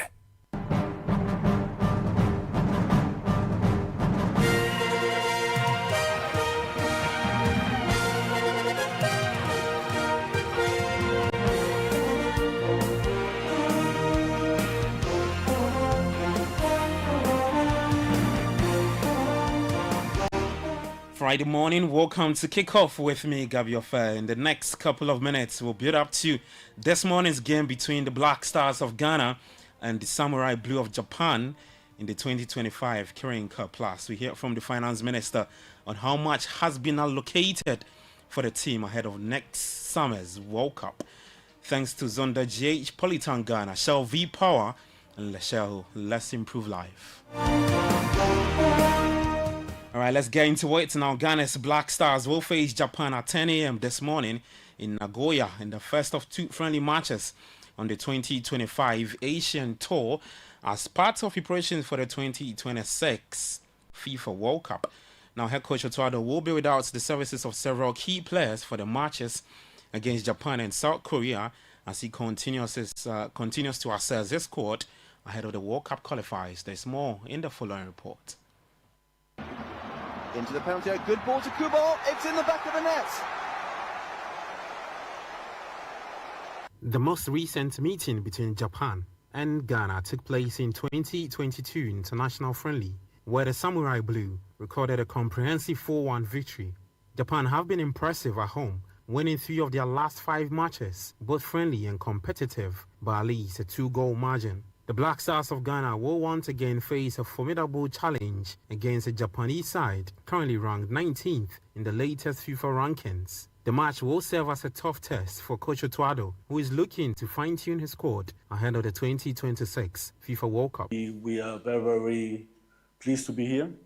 This is not our first time. We know the Japanese Federation has got a very, very strong team. I think so far everything went well with the organization and so on. And looking forward to that match. It will be difficult for us, but I know we also have the strength to also beat Japan. We studied them well, and like I said, it's going to be, I think, a tight match, and I'm looking forward to it. Coach Otuado will be without several key players ahead of the game, including Mohamed Kudus, Thomas Partey, Fatau Isaku, and Alexander Jiku. Surely we have to fight with the time difference. Then also we have some issues here and there. So Salisu had suffered an injury after his last match. So he was getting some treatment. So that's why he came late. We'll see today if he can train. We're having some other issues here and there. Benjamin Asari, I think, is very healthy. Due to the time difference and the long travel, we have to see how he feels. The Black Stars of Ghana boast a better FIFA World Cup record than Japan, as the Samurai Blue have never reached the quarter-final or the semi-final stage of the tournament. However, this is not a major concern for His Excellency Hiroshi Yoshimoto, the Japanese ambassador to Ghana, who expressed optimism that both nations can advance to the latter stages of the upcoming World Cup when the draw is done on December 5. I think under the leadership of Coach Ado, I think Ghanaian team is maintaining good form. I think for the recent 5 matches, there was no defeat for the Ghanaian team. Mm-hmm. I think and having squared the spot in the main tournament by finishing first in the African qualifiers for the World Cup. So maybe I'm looking forward to seeing Ghanaian performance in the World Cup. I'm looking forward to Ghanaian team going to the final stage. All right, now let's start with the Black Stars and yesterday's presentation of the 2026 budget statement in Parliament by Finance Minister Dr. Kasiel Ato Forson. He announced that the government of Ghana has allocated 150 million Ghana cedis to the senior national team as part of preparation for next summer's World Cup, and also 200 million Ghana cedis for the construction of mini stadia in 3 regions. Mr. Speaker, an amount of 200 million Ghana cedis has also been allocated for the construction of mini stadiums in 3 regions. Mr. Speaker, again, an amount of 150 million has been allocated for the procurement of fire tenders and assorted fire equipment. And finally, Mr. Speaker, an amount of 150 million Ghana cedis has been allocated for the Black Stars to participate in the World Cup. All right, so that's the Finance Minister, Dr. Kasiel Ato Forson, speaking there. Let's finish off with the World Cup playoffs. And Nigeria will play DR Congo on Sunday with the winners to represent Africa in the World Cup Inter-Confederation playoffs. The Super Eagles defeated Gabon 4-1 in extra time, with DR Congo also overcoming Cameroon 1-0 as a last-minute Chancellor Mbemba winner set up Sunday's final at the Moulay Hassan Stadium in Rabat, all the way in Morocco. Well, that's the very latest in the world of sport. For more, you can head to citysportsonline.com and on X at citysportsgha. Kickoff was proudly brought to you by Shell V Power, Zonda GH, Polytown Ghana, and Lesheho. Let's improve life. I'm Gabi Ofe. Enjoy the rest of your day. Do take care and bye-bye.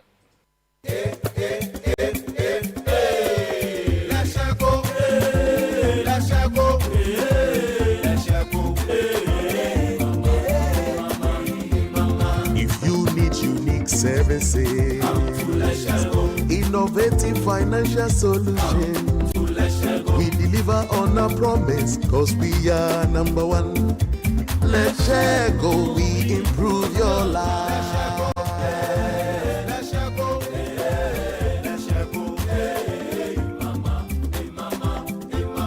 Even when you're stuck with nothing, no matter your situation, let's share go, we improve your life. Let's share go, let's share go, let's share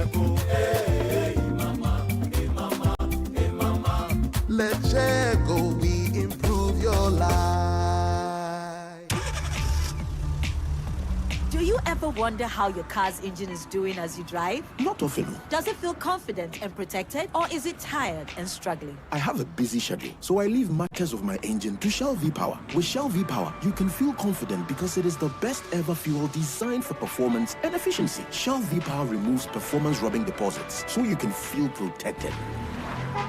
Fill up with Shell V-Power at a Shell service station near you. Feel confidence, feel protection, and feel performance over and over again with Shell V-Power. Fuel the feeling with Shell V-Power. Go well.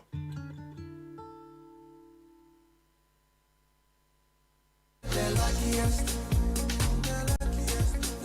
everywhere for everyone. Yeah. This year is going to be sweet. I don't just feel it, I know it, because the Luckiest Season 3 is back. And I'm about to show you how to grab your golden ticket. Just dial *712# and follow the prompts to purchase your ticket. Or go to theluckiestafrica.com, hit community tickets, and pick your lucky number. Or let the system do its magic. Choose how much you want to spend from 1 to 5,000 Ghana cedis. You can even buy a ticket for someone else. Be someone's hero. Payment? Easy. Mobile money in Ghana or card if you're international. One ticket can turn 1 CD into 500 times more. That's maths we love. Or your community could win 10 times more. So let's get lucky together because luck is everywhere. Play responsibly, not for persons under 18 years. This promotion is regulated by the NLA on the Caritas platform. Good afternoon, sir. Good afternoon, madam. Is that not my daughter's picture and name on your school's billboard? Oh, yes. But why? Is that how things are done? Oh, madam, but I thought you would be happy to see your child's picture on display by the school. She's a star. Star for what? Look, take that billboard down right now. My child and I need to know when our personal information is being shared, how it is shared, and what it is used for in any organization. It is my daughter's personal space and her privacy matters. Why would you do that? Madam, please, exercise patience. Assert your privacy rights. Request erasure. Restrict the use of your information. You can give and withdraw consent to the collection, usage, and disclosure of your information from any organization. It's your rights. It's the law. Privacy is everyone's responsibility. To learn about your rights and more, visit www.dataprotection.org.gh or call 0256 301533. Remember, privacy is personal. Make a choice. Go for it. You need support to achieve. A new verse awaits you, the Republic Verse, where you're treated as uniquely as you are. Succeed, thrive, outshine yourself. This is our verse, the Republic Verse. Join the Republic Verse and big up. Republic Bank, we're the one for you.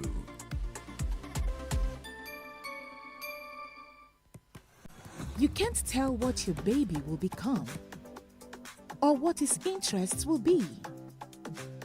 But you can help her get a strong start with good nutrition. Yum Vita, made with the goodness of milk, plus Nutri-V, is a delicious, nutrient-rich cereal for your baby. Oh yeah, older ones love it too. Give your baby good nutrition for a strong start. Yum Vita is available in other yummy variants. Yum Vita, a delicious way to grow. This advert is FDA approved. Hey there, all enterprise customers. We are rewarding all of you just for standing by us all this while. Simply keep doing the things you've always done with us, like renewing policies, making purchases, and more. The twist, though, you have to do them on our self-service portal via web or the Enterprise Advantage app. Once you log into the portal, access Advantage points and do any of the transactions you're allowed to do there in order to earn points. The more you transact, the more points you earn. The points points you earn can be used to redeem loads of airtime, Momo, and other rewards. It's that simple. Just visit the portal, log in, and enjoy. Visit my.enterprisegroup.net.gh or download the Enterprise Advantage app to get started. Enterprise Advantage points, because nothing you do should be pointless. Enterprise, your advantage.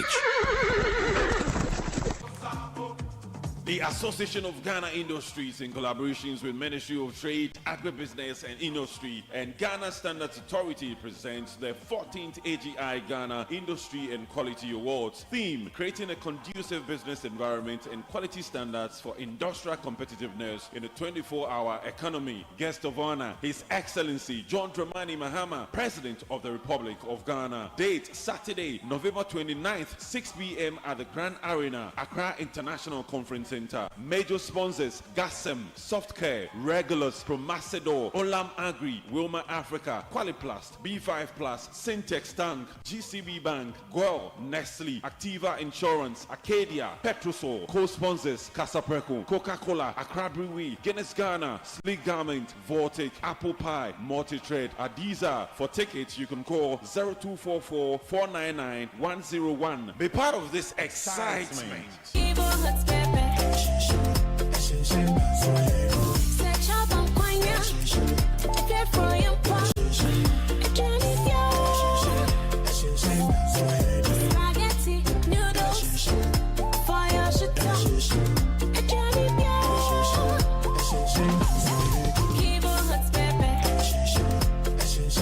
New Kivo Hot Pepper Powder. This advert is FDA approved. We asked Ghanaian business owners what they want from Old Mutual. I want insurance and pension solutions that will protect my employees. Your business growth is our business. For 180 years, we have partnered with businesses to protect and grow their most valuable assets. From tailored group life assurance protection to affordable pension plans, we've got your business and your employees covered. Contact your broker or call Old Mutual on 0509-551-609 today. Old Mutual, do great things every day.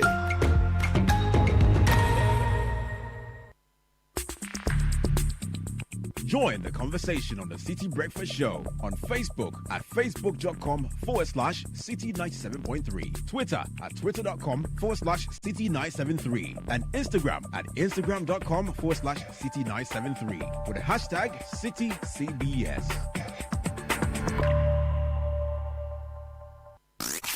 Unleashing the power of relevant radio. This is Citi 97.3.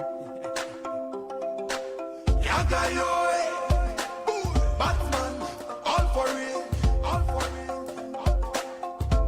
Yes, them more. Yes, them more. Yes, them more.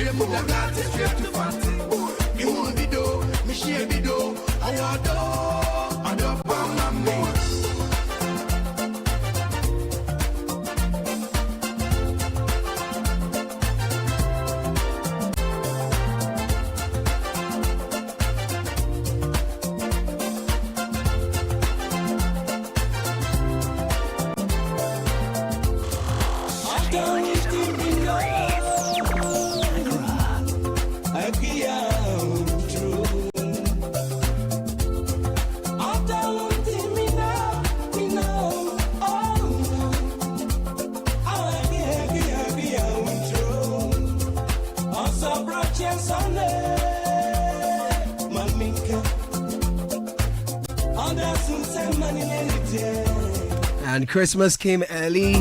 Did you know you can acquire a brand new German machine with your used car budget? Save up to a whopping 50,000 Ghana cedis depending on the vehicle you buy from Volkswagen Ghana today.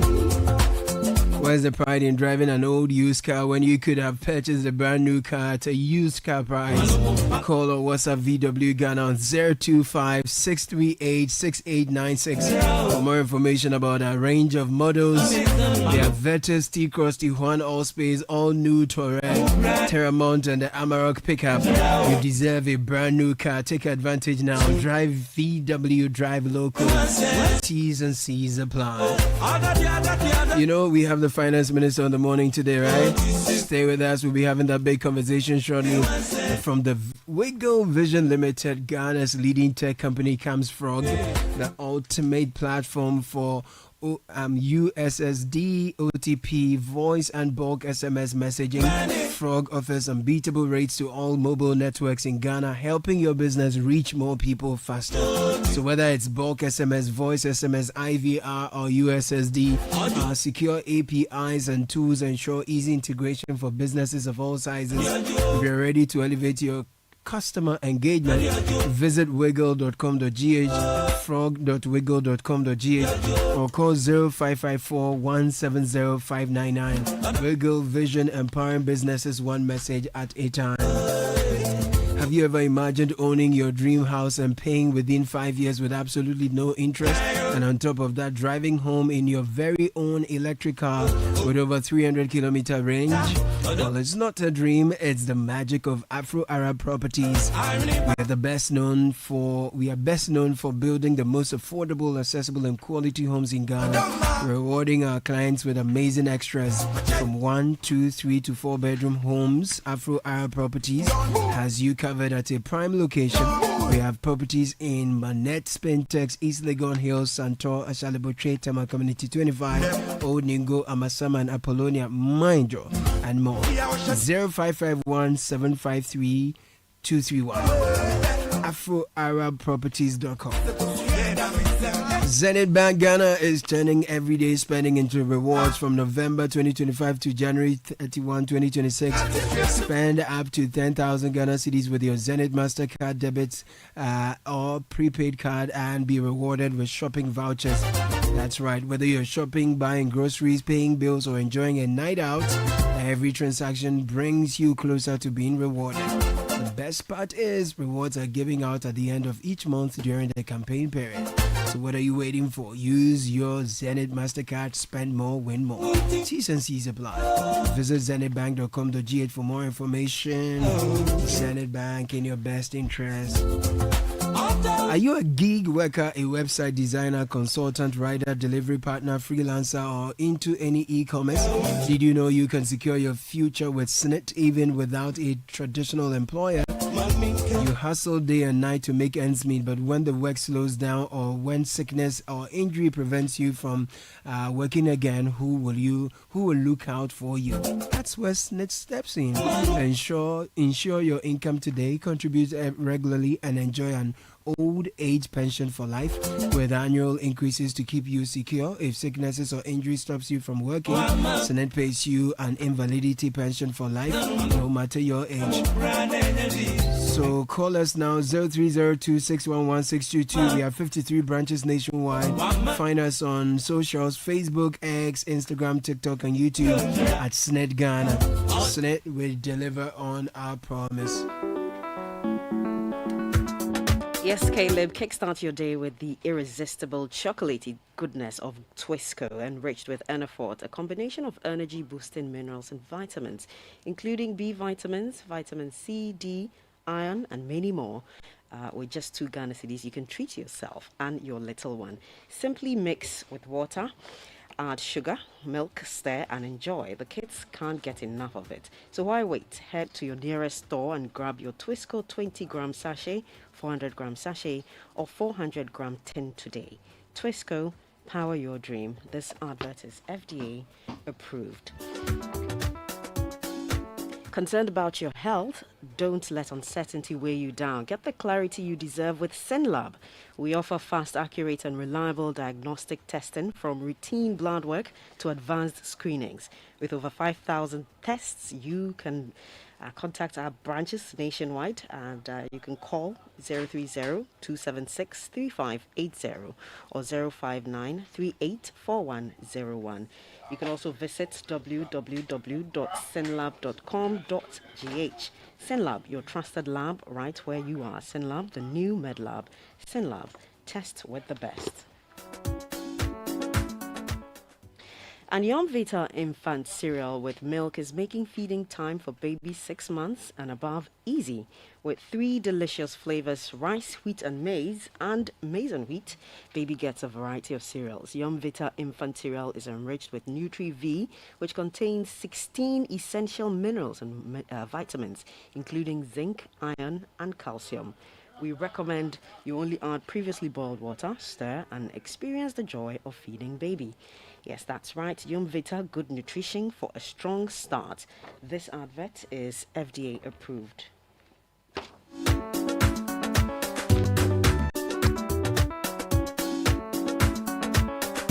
Okay, it's winning season again. Luck is everywhere. Grab your phone, dial *712#, choose option 1 to buy a ticket for yourself, option 2 to buy for someone else. If you want a system to generate a lucky ticket for you, then you go with option 1 again. If you prefer to choose your own ticket number, then choose option 2. Confirm your payment with Momo and you're in. Visit theluckiestafrica.com and register. Tap on community tickets to either pick your own lucky number or let the system choose for you. You can buy a ticket for someone else and pay with Momo or with your card. One ticket can multiply your money by 500 times and your whole community could win 10 times over. This is your golden chance. Hop on and let's get lucky together because luck is everywhere. Very quick birthday dedication. A very happy 5th birthday to my daughter Lamara Agudie Jemfua Edu of Helga International School at Denta. Continue to be a blessing to the entire family with love from your parents and siblings Valentino, Seraphim, Vasha, and Kiran. This is coming from your dad Martin Kofi Edu at GNPC.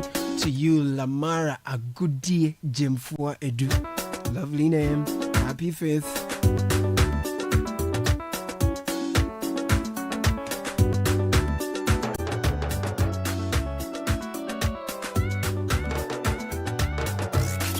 Unleashing the power of relevant radio. This is Citi 97.3. 20 minutes past 8. This is 97.3 Citi FM. And my name is Avle. I'm here with the team. Caleb Kuda starting off the show. Francis Ato Forson wearing white. I can't see any black. I can only see white. And, we have the Minister of Finance and MP for Jumaku Enyan SCM, Ato Forson, joining us. He's already here. We'll be talking to him about many things. When I shared the artwork for the interview, a lot of people sent me questions. So I think we will try and make it interactive.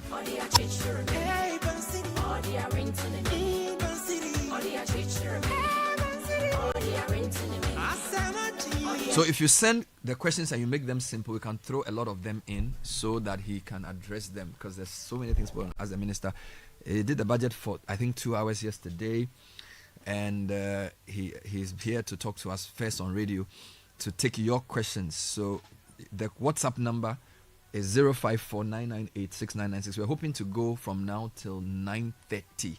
I really want to tell you, girl. Yes, so send us your questions, or send your questions to the Minister of Finance.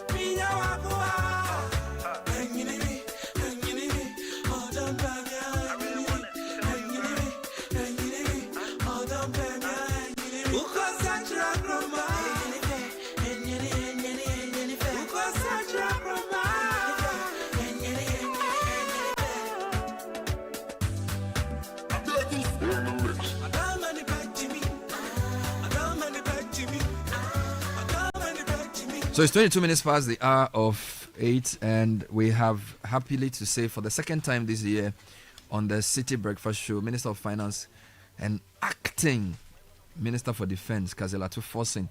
And yesterday he said that his budget had 3 key priorities, being fiscal consolidation. I hate that expression, but we don't have a famous word for it. So fiscal consolidation, or to maintain the fiscal whatever they were doing.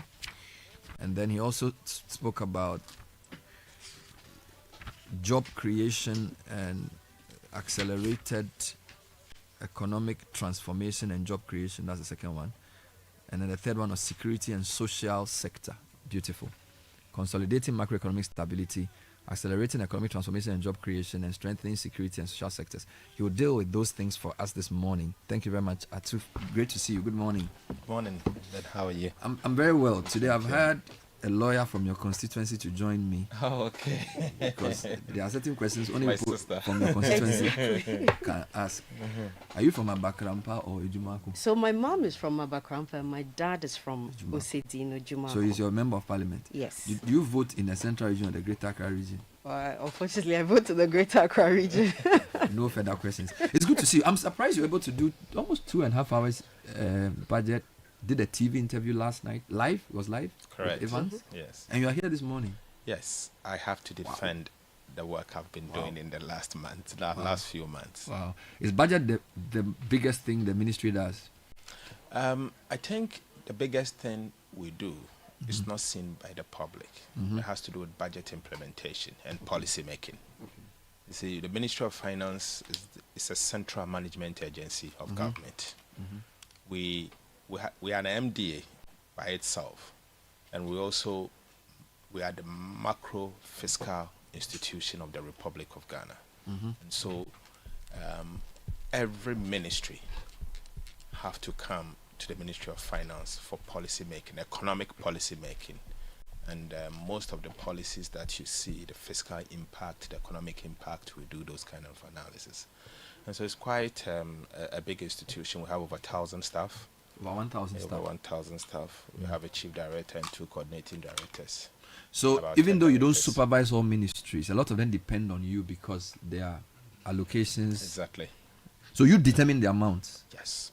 Working with the president. And then you also determine the disbursement. Correct. Which is why you've said, for example, no contracts will be awarded in dollars. Correct. Okay. So that then means that you put a lot of pressure on yourself as a ministry then.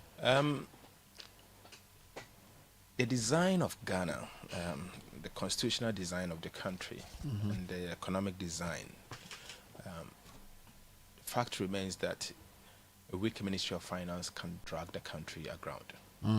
A strong Ministry of Finance can also lift the spirit of the country up. And so I don't think it's only the case of Ghana, but most middle-income countries, that's how it is. And it takes a while until you get to that level. So the work of Ministry of Finance is quite critical. In the past 2 months, people have reached out to me from social protection sector, health sector, saying that programs that run in their sectors, which are managed partially by the Ministry of Finance, have slowed down because you've not given them clearance.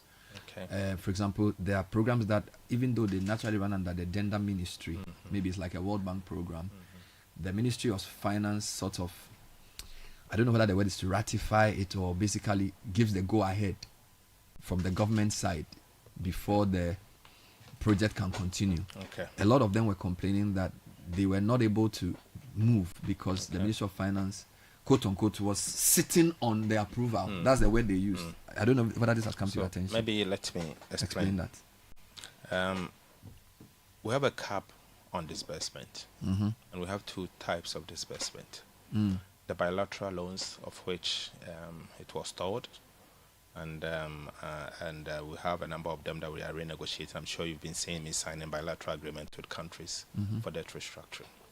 We have a limit up to 250 million United States dollars for 2025 and 2026. That's the max you can disburse. So if the loans are, say, 3 billion, you should understand that you can't disburse more than 250 million, in line with the fiscal anchor of arriving 1.5% primary surplus. Now, we also have a cap multilateral loans of 300 million United States dollars. So 300 million United States dollars multilateral debt loans, such as World Bank loans, Africa, IFAD, Africa Development Bank, and all put together 300 million. So as Ministry of Finance, you need to share this money among sectors and make sure they do not disburse in excess of that amount. If they do disburse in excess of that amount, what it means is that you will not achieve your fiscal target of 1.5% of primary surplus. Okay. In the past, what has been happening is that they allow the ministries, departments, and agencies to draw down regardless of the cap. And so, for example, in 2024, even though they had the 2024 cap was 600 million United States dollars, but what happened was that they drew down over 974 million United States dollars. And so it was part of the slippages that we saw in the 2024 fiscal year because of the drawdown. Now, in order to reduce the risk of fiscal slippages, we need to share the amount to sector ministries, and then also make sure that all of them stay within their budget. And then also, because the cap is quite small, you need to be sure, most importantly, what they are using the money for. So you notice that in my expenditure strategy, I've said we are waging a crackdown on low impact and wasteful expenditure or recurrent expenditure. So expenditures such as the purchases of cars, such as foreign travels, workshops, and all of that, we are waging down on it. And so if they call you, find out from them or demand from them what exactly they are using the money for. And I'm not sure it is for school feeding. I'm not sure it is for the payment of LEAP. I'm not sure it's for the payment of disability allowance or something. It may be for the purchases of cars and workshops and all of the travels that I've cracked down on. And that may be the case, because certainly I so pay in a sense, attention. the Ministry of Finance is performing a financial management role for the MDAs. Yes. No, not paying financial management role, but you see, I have a fiscal anchor.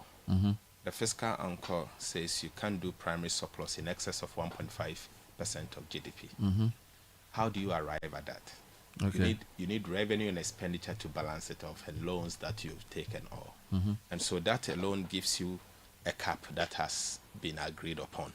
If you fail to achieve that 1.5%, you go to Parliament for censorship and you lose your job as minister. Okay, not only losing your job, but you will also be disgraced. Okay, now, how do I achieve it? Most importantly, I have 300 million. Somebody is drawing down. You are drawing down, you are drawing down, you are drawing down. I should be able to share the 300 million among the people here. But I should, at the same time, because the money is not that huge, I have to give you a limit and say that use the limit for A, B, C, D. Critical spending that will propel economic growth, or be used for the reason of which the program was So you've explained the established. social programs one. The second one had to do with contractors. I'm bringing the one. So there was a story in the High Street Journal, November 6. Government books look tidy, but contractors starve. Banks absorb the shock and development stalls. This was a story written as an editorial and basically says the country continues to work towards completing its IMF program as planned, with improvements recorded in key fiscal indicators. But then it says the audit process delayed payment to contractors. So at the time, they said the report captured approximately 90 billion in arrears.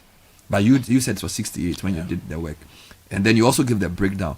But the point I'm making is that the longer that thing takes, so even though fiscally everything looks good, you have the surplus, inflation is coming down, growth is pretty nice, contractors are really suffering. Banks are suffering. Now, the bank angle, let me give it to you. Dr. Richmond de Tuahini said, without paying contractors' debts, governor's vision of low lending rates will remain just wishful thinking. Because in his view, a lot of the NPLs of the banks comes from delayed payments for particularly roads and some health projects. So how do you respond to this accusation that while you are making the books look good, you are starving other parts of the economy? Okay, thank you very much. Bernard, we inherited 68 billion cedis. And that is what gave us the fiscal deficit of 3.9% of GDP in arrears. And so, obviously, government cannot pay 68 billion cedis in 1 year. And first, I needed to subject this arrears itself to audit, to validate them, and to be sure of the strategy that I will use to clear this arrears. Simple put, in doing so, the 2025 budget, I programmed 13.8 billion cedis for the payment of these arrears. So far, I've paid about 12 billion, and I have about 1.8 billion to go. I cannot exceed the 13.8 that Parliament gave to me. Now, in the 2026 budget, I've programmed 25 billion cedis, and I'll pay another 25 billion cedis, and then pay the rest in 2027 and maybe 2028. And I expect that within 4 years, I should be able to pay. So if I had, let me just so yes. you programmed 13.8 to pay in 2025. Correct. You've nearly finished. Yes. Another 25 to pay. 25 to pay. So if I add that, so let's say 14 to 25, that's 39. 39. Let's say 40. 40. Yes. And this 40 is out of the 68. It's out of the 68. And on the 68, you've disallowed 10. I've disallowed 10. And 8 is pending. 8 is pending. But I gave a caveat that the 8 that is pending may be legitimate. But Auditor General needs some further verification to be able to. So let's assume it's 60 that is. That's it. Sorry. Even 58. 58. Yes. If I add the 25 to the 30, the 13, it means by end of this next year. By end of 2020, by end of next year, to be left about 17, 18. You would have paid about 40 billion. Exactly. In arrears. Now, the other problem with the arrears issue is the concentration. We are told that there are over 3,000 contractors or companies listed in the interim report. 25 companies account for 50 billion. That's what the report is telling. That's crazy. 3,000 companies who are owed. And just 25 have almost 80%. Yes. You may have to ask the previous administration, because they awarded those contracts and they are the ones that overly concentrated. You see, the contracts were largely given to some selected companies, and some selected companies were bringing some of the bills. And it will surprise you to know that a chunk of this 68 billion happens to be interest on delayed payment. Wow. Interest on delayed payment, particularly at the road sector. So out of the 23 billion cedis that I received as arrears from the Ministry of Roads, because they were awarding the contracts and contractors were working and they were not paying them, the contractors were charging interest. And so out of the 13 billion, about 9-10 billion was just interest. Was just interest on delayed payment, and the state had to pay. Wow. And by the way, I'm told that 2/3 of the arrears relate to the road infrastructure sector. Exactly. And that is why we began clearing the arrears with road sector, and so far we've paid over 5 billion cedis to the road sector. I'll come back to roads. I have some questions for Kakra, but I just wanted to wrap up here. I look at your expenditure for 2025 compared to 2026. In 2025, your total expenditure was 293 billion. Yes. Now you want to, no, sorry, your total expenditure was 268 billion. Your total appropriation was 293. You want to increase your expenditure from 268 to 302. So appropriation goes up by over 64 billion.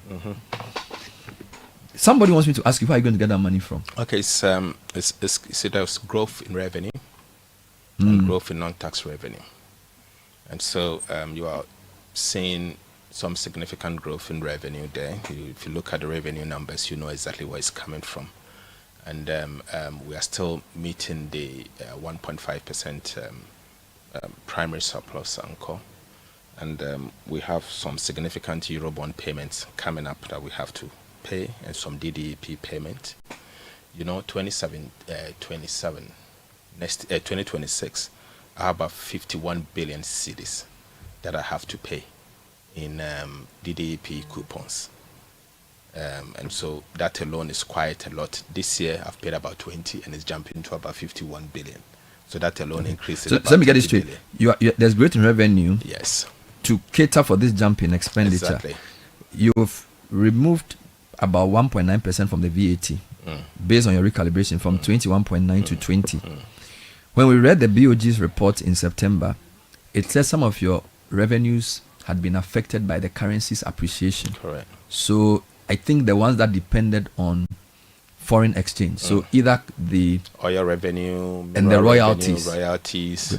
And you are still sure that you are able to raise enough money for a delta of 64 billion in appropriations. You're able to do this. Yes, revenue. It won't be 1-to-1. It won't be 1-to-1, but certainly some of the expenditures that are going up, and also it's not counted as part of the primary balance because they are interest. No problem. The primary balance on commitment basis excludes interest, and so it may be total expenditure, but it's not hitting the primary balance on commitment basis because you are paying the interest. Okay. Remember that if you want to do critical assessment, then look at primary expenditure and compare it to the primary balance, and then we can look at it. But the total expenditure is going up largely on account of interest. The Eurobond next year, I have to pay about 1.4 billion United States dollars because the first quarter in January, I have to begin mopping up, and I'm paying 700 and something million United States dollars first quarter, and then the third quarter, I think in July, I pay another 700 million. Okay. Let's take it one by one and let's wrap up this, please. 2025, you allocated 76 billion cedis for employee compensation. Correct. This year it's gone up to 90. So that's 14 billion more. Correct. Goods and services, you allocated 6.9, which is almost 7 billion. It's gone up to 13, a delta of about 6. Capex is the biggest. You allocated 3 billion last year. You've gone to 57 billion. Exactly. Interest was 64 billion last year. It's come down to 57 billion. And then grants to statutory funds and other energy payments, 48 has gone up 63. So I have two in one question. Your capex is jumping by over 22 billion. Correct. It's serious. Yes. And in one calendar year, the savings that we have made, particularly from the energy sector, is what we are channeling it to capex. For example, this year, I'm spending 28 billion cedis in energy sector shortfalls. Next year, I'm spending 15 billion cedis. The delta gives me over 10 billion. Okay, I think about 13 billion. Where do I send it? I send it to capex. And so capex goes up so that we can develop and be able to grow. And you know the nature of our roads. You know the nature of our classrooms and all. Okay. And so this is exactly what we are trying to do. capex is roads, and I'll come back to roads. There's a question from Labour. In the recently concluded minimum wage negotiations on the national minimum wage and base pay, basically they said they agreed for a 9% increase because the government made certain promises that significantly influenced the acceptance of this 9%. Among these promises was the commitment to employ some numbers in the public sector, implying that the existing backlog could be addressed and included in the current public sector workforce. However, upon listening to you reading the budget, there did not appear to be any allocation for such an initiative. Oh. So they want you to confirm that you... So let me put it this way. As you rightly said, you looked at the previous year compensation at 77 moving to 90. Yeah. The difference is not only the 9%. It is also because we have made allocation for some recruitment, including about 10,000 staff that will be recruiting for the security service, of which, unfortunately, they started something and some people have to even lose their lives, sadly. But this is the situation we'll find ourselves. So the 90 billion that you see includes inclusion of some. So you are showing organized labor that, and let's just be clear, is this backlog the health and the education? Because your deputy told me a few weeks ago that there was a backlog of, I think, 75,000. It's incredible. We have backlog dating back 2021. People have gone to the nursing and teacher training college up to 2021, and they've not been employed up to date. And the two put together is about 150,000.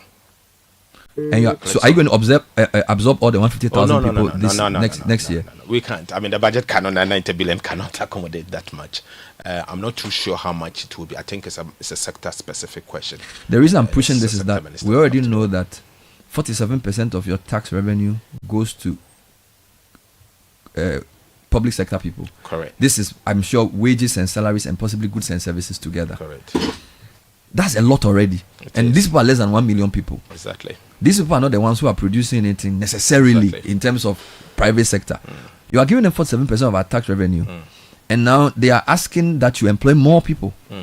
You see, we need to balance the recruitment and providing public good, as well as growing the economy. There are some essential workers that certainly you will have to employ. You need the doctors, you need the nurses, you need the teachers to teach our children and all. But you have to do it carefully, because if you employ nurses, for example, you need to have a hospital for them to go into the hospital and take care of people's health. And if you employ a doctor, you need to have a hospital together with equipment so that they can do proper diagnostics and be taking care of us. If you employ a teacher, you need to build a classroom and all. And so you always have to have a fine balance between the people you employ and the provision of public good and all that you have to spend on. And so 47%, I agree, is very high. The average is about 33%. Today we're at 47%. Now, if government can also not say that we are not employing, so you have to employ strategically. You have to employ sustainably. And so you will have to make some provision to employ some. At the same time, you need to generate the jobs, particularly at the rail sector, and that is what this budget seeks to do. We've made allocations to sectors that can create the jobs to support and augment the effort of government, because government alone can't do it. In most countries, government does 15-20% of the employment, and then the private sector does the rest, because the private sector employment is the most sustainable, not the government sector. Citi FM here that I am today, I'm sure the people you've employed here, government of Ghana can't employ them. And look at what the media, for example, is doing. All the staff you have here, they're on your payroll, not on government payroll. And so always and always, the private sector should be the ones that should take the bulk of this workforce that we will have to create. This is the Citi Breakfast Show. Our guest is the Minister of Finance, Ato Forson. A lot of questions have come already. I'm trying to read some whilst I take the ones we've planned to ask. I'm here with Francisca and Caleb.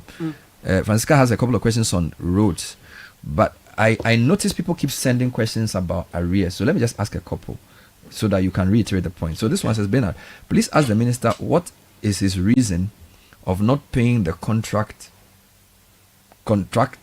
who has taken loans to execute the Gamma project since January till now, while the money is there sitting in the World Bank account in the BOG. You understand this question? No, that one doesn't come to me. I'm not the one who pays that, because if the money is in the BOG account, it has left the Ministry of Finance. All what I have to do, at my level, I give permission for disbursement before the money comes to Ghana. When it comes to Ghana, it is not. It's out. So you're talking about Gamma project? No, it's out of my hand. It's at the sector ministry, and it's the sector ministry that has to deal with it. Please ask the finance minister to touch on Cocoa Board. He didn't talk a lot about it. Any updates on the amortization? Indeed, there's a Cocoa Board question I will ask in addition. Another person who is in the private sector, when he saw the artwork, said there is you haven't basically his business is collapsing because he hasn't been paid, and I think it's a Cocoa Board related liability. So let me add that to this Cocoa Board question. Okay, Bernard, while you find Yes. the question. Yes, let me read it. Okay, great. Please ask the minister about payments to legitimate creditors who have been waiting for years. We are suffering. People are accusing the ministry of hoarding their cash. They need to expedite their processes, especially in relation to Cocoa Board. But the Cocoa Board is Ministry of Finance don't pay Cocoa Board liabilities. Yes, Cocoa Board is on its own. It's a parastatal. They obviously take their revenue. But you see, Bernard, there's something. Could it be that people are using your name or your there's ministry's name as a Ministry of Finance don't pay Cocoa Board. Cocoa Board, Ministry of Contractors. Finance, Cocoa Board contractor, when they award contract, they have to pay their contractors and not the Ministry of Finance. If Ministry of Finance sit there and all what we do is to look for money and give to parastatals to pay for contracts that they do not have money for, of which they awarded, then we are going to crash as a country. But Bernard, let me say this. The previous government just awarded contracts left, right, and center without sources of revenue to pay for these contracts. The Cocoa Board CEO inherited 20 billion cedis worth of arrests, 32 billion cedis worth of arrests. He cannot pay in 1 year. He doesn't have the resources. Cocoa Board cannot even go out there and borrow today because of their balance sheet. So how is he supposed to be paying that? When they awarded the contract, some of them did not even follow due processes. Some of them are just resurfacing. Some of them are over bloated. Some of the contracts, for example, if you go to Cocoa Board, they have awarded contracts in excess of their capacity. As we speak, they have over how many 3,000 containers at the Tema port for jute sacks that they will not need for the next 5 years. What is going on here? And that to the extent that a new government has come and all of a sudden the new government should go for a loan and just pay this and crash the country? No. They have to plan. And I mean, first of all, accept the liabilities and have an arrest clearance plan to pay this. Because we inherited a mess. What we inherited, for example, at the Ministry of Finance, at the government level, 68 billion cedis. Can we pay in 1 year? No, you cannot. You need to, even before you decide to pay, you need to first validate this arrest. And after validating the arrest, you have to have an arrest clearance strategy so that you can pay them gradually. But that is why I'm saying that to curb that, we have introduced the commitment authorization. If you do not have a budget for something, don't award the contract. We will only give you the authorization to award a contract if you have a budget. And knowing very well that when you do the work and you bring the invoice, the Ministry of Finance and Government of Ghana will be in a position to pay. Otherwise, people will be working and no one will have their payment because there is no money for it. Yes. Welcome again and good morning, Honorable Minister, Uncle Ato. I have a question related to the private sector. I come from a family that does business, and we manufacture and export crafts and furniture. It's called Tekura. Now, one of our biggest challenges is not just us, but also other exporters, pottery, even food, is the requirement that we have from the BOG of generating an LOC. This is no, this is the letter of commitment. Letter of commitment. So the BOG requires that when we log on to the ICOMS, we get that, we sign that. For export? For exports. And it's sort of tracking the earnings, the foreign earnings that we'll get. The challenge is that once after shipment, you have a time period within which you must make that declaration of your earnings. Right. Often 60 days. If you don't do that, then your proceeds are blocked by the Bank of Ghana. And the challenge is that often depends on the buyer, the foreign buyer you're getting you're selling to and receiving your earnings from. And over the years, it's been a back and forth with the GRA, and exporters have lost money. They've lost for those who export yams, for instance. They've lost their earnings because the money the money is blocked and they're not able to get their monies, and it's a huge frustration for those in the export industry. Kakra, thank you very much for bringing this to my attention. I'm hearing this for the first time. I know of the ICOM system. I know of the IDF dealing with imports, but I have no idea about the LOC. And then I'm happy you've brought this to my attention, because you need to make it simple. How many days is it? 60 days. And so I'll pick it up with the governor. And I'm told the BOG has extended it to 120 days. 120 days. That's what I'm being told. Okay, but I'll reach out to the governor. Caleb, let's take a couple of questions from the side coming to you. We've not finished with our own, but we feel like there's a lot of people who have questions for you. Yeah. So Caleb, let's read a couple. So, Uncle Ato, thank you for the exciting budget you read yesterday. It has a lot of potential to change the economic trajectory of Ghana and create quality and meaningful jobs. Okay, this is a comment, but it says, tell us how the COVID-19 levy was used. That's a question. Okay. Please ask the minister when they are going to pay the scholarship secretariat to clear the outstanding arrears for the UK schools and the stipends for the scholars. Could you send that from Kumasi?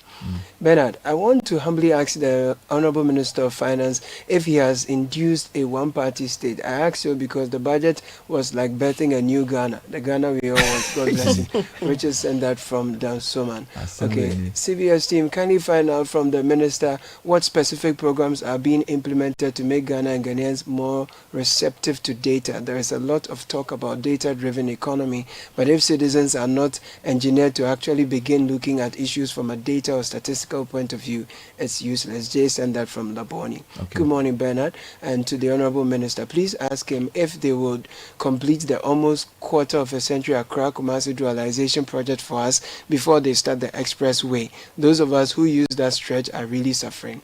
Pabite sent that from Nkaria. Okay, so let's let him deal with the Pabite question from Nkaria. He wants to know, a lot of people have sent a question around that, whether indeed there's one question who says we have 3 interchanges on the Accra Kumasi that have not yet been finished.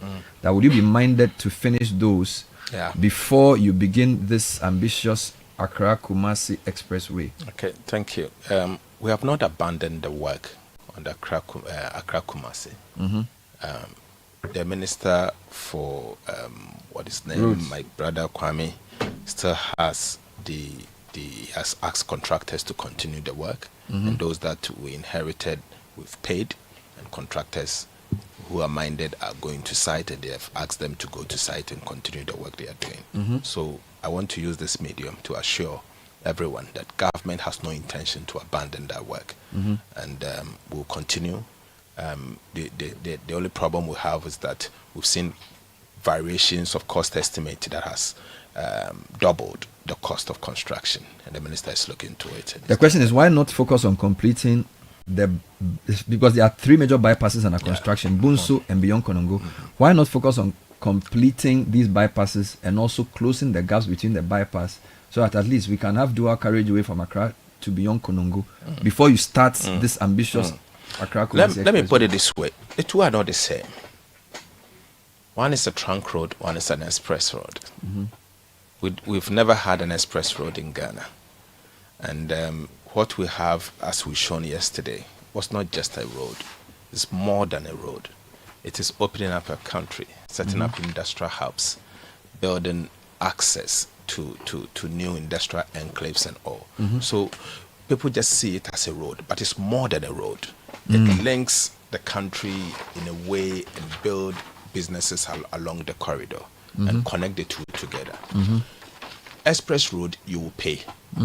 Trunk road, largely you won't pay that much. And even if you pay, it's a normal toll. But this one, if you pay higher than a toll. So the 2 are not the same. And anytime you use an express road, you have to have an alternative route. The current road is the road, and the expressway will be. So is there financing for the Accra Kumasi expressway? We are working on a financing. They'll say, engineer's estimate already out, but because they are going to go on tender, I cannot put it out. Because are you looking for domestic financing or foreign loan? We are looking for domestic financing. I have very little appetite for the domestic. So you haven't finished Accra Kumasi road, yet you are going to go into the domestic market. So this looks like bonds. let me put it this way. You know, we have budgeted 30 billion cities. Yes. In the budget for big push. For big push, of which this is part of it. Okay. So there's some money already. There's some money already allocated. Do you have a sense of the length of time it will take? This is 3 years, and President Mahama. You will do an Accra Kumasi Expressway in 3 years. Yes. President Mahama will finish this before he leaves office. Ato, the Accra Kumasi road has been in construction for the past 7 or 8 years. Can you find out how much money they allocated to the program? We discussed this on the last program. They took a loan of 750, but we are told that it was for different things. Okay. But they had paid about 100 for that. Okay. And so they haven't finished. It. And that's how much they've spent on that road. And you don't. You see, announcing a package is different from allocating resources to the package. And so you may announce something, the intention will be there, but if you do not have resources, so are you saying that that's of the 30 billion big push, some of that will go into the Accra Kumasi Expressway this year? Exactly. Serious? Yep. And you will finish it in 3 years? Correct. 195 kilometers? Yes. 198. 198 kilometers. You will finish it in 3 years? Correct. 6 lane? Yep. Through bi-directional. Add there, so yes, it's a new alignment. It's a new alignment. Of Fuase, Achimoda. Correct. Bosomchi to Kumasi. Serious? It will be done. There's another road question for you. Yes, we want to find out about the Accra Cape Coast Takoradi Highway. The idea that's our road. That's our road. But it's taking a bit of time. Yes. But I'd like to inquire about ring roads that could be alternatives. For instance, over the weekend I used that road when I went to my hometown on my mother's side. But the question is that we decided to branch at Swedru and then go through the Bojoase. Very terrible road, it's rocky. But then it provided an access for us. Why do you have that in mind to make those ring roads available as well, to work on them? Okay, Kakra, our road infrastructure is in a bad state. That is a fact. We need to strategically improve on our road network. But there's a caveat. You can't take on too much, more than your ability to pay. Otherwise, you will end up awarding 111 hospitals and finish none. So what we are trying to do is that, based on the budgetary provisions we've made and the awards of contract that we've made under the big push, we want to finish them first. And then we'll come to phase 2. And then after the phase 2 will tackle also another set. Finish, then you go to phase 3, and gradually you know that that's it. I think what we'll be doing going forward will be that we'll announce phase 2, phase 3 ahead. So motorists and citizens will know that my road is part of phase 2, my road is part of phase 3. That will calm their nerves. But as we speak, phase 1 is what we are focusing on. Government has a plan to build the orbitals, the Accra orbital, we will call it the Accra Outer Ring Road. But that will be part of phase 2. And then I'm sure we need to, and that is why the president said he wants to make sure that the big push that he's cutting short on, he can finish it in 24 months. After 24 months, he can launch the second phase. So this Swedru Bojoase will be phase 2 or phase 2? There's actually a follow-up there from Obo Ejumaku Ekutuase. Ask the minister if the Mankesim to Ejumaku to Swedru to Nsaba to Nsawam will feature in next year's budget. I think that's the ring road point. Yes. So that again is my road. And that I know is part of what has just been awarded, and the contractor will go to site soon. Great. Ben, I have one question for the minister. Why are we trying to give an import duty exemption of around $10 million to a company on a day he said they were removing VAT exemptions? Okay, let me put it this way. Bernard, we are not giving import duty exemption. What was done was that we inherited a contract that the previous administration signed. It has to do with what we call ITAS, Integrated Tax Administration System. So when we inherited a contract, it was also a prior action under the IMF program that Ghana implement an integrated tax administration system for the domestic tax. And MPP has signed a contract, the contractor has mobilized and all. They failed to go to Parliament to get parliamentary approval in line with Section 33 of the Public Financial Management Act. So I first sat and renegotiated a contract, brought the contract down from 54 billion to 44 billion, and saved the taxpayer about $10 billion.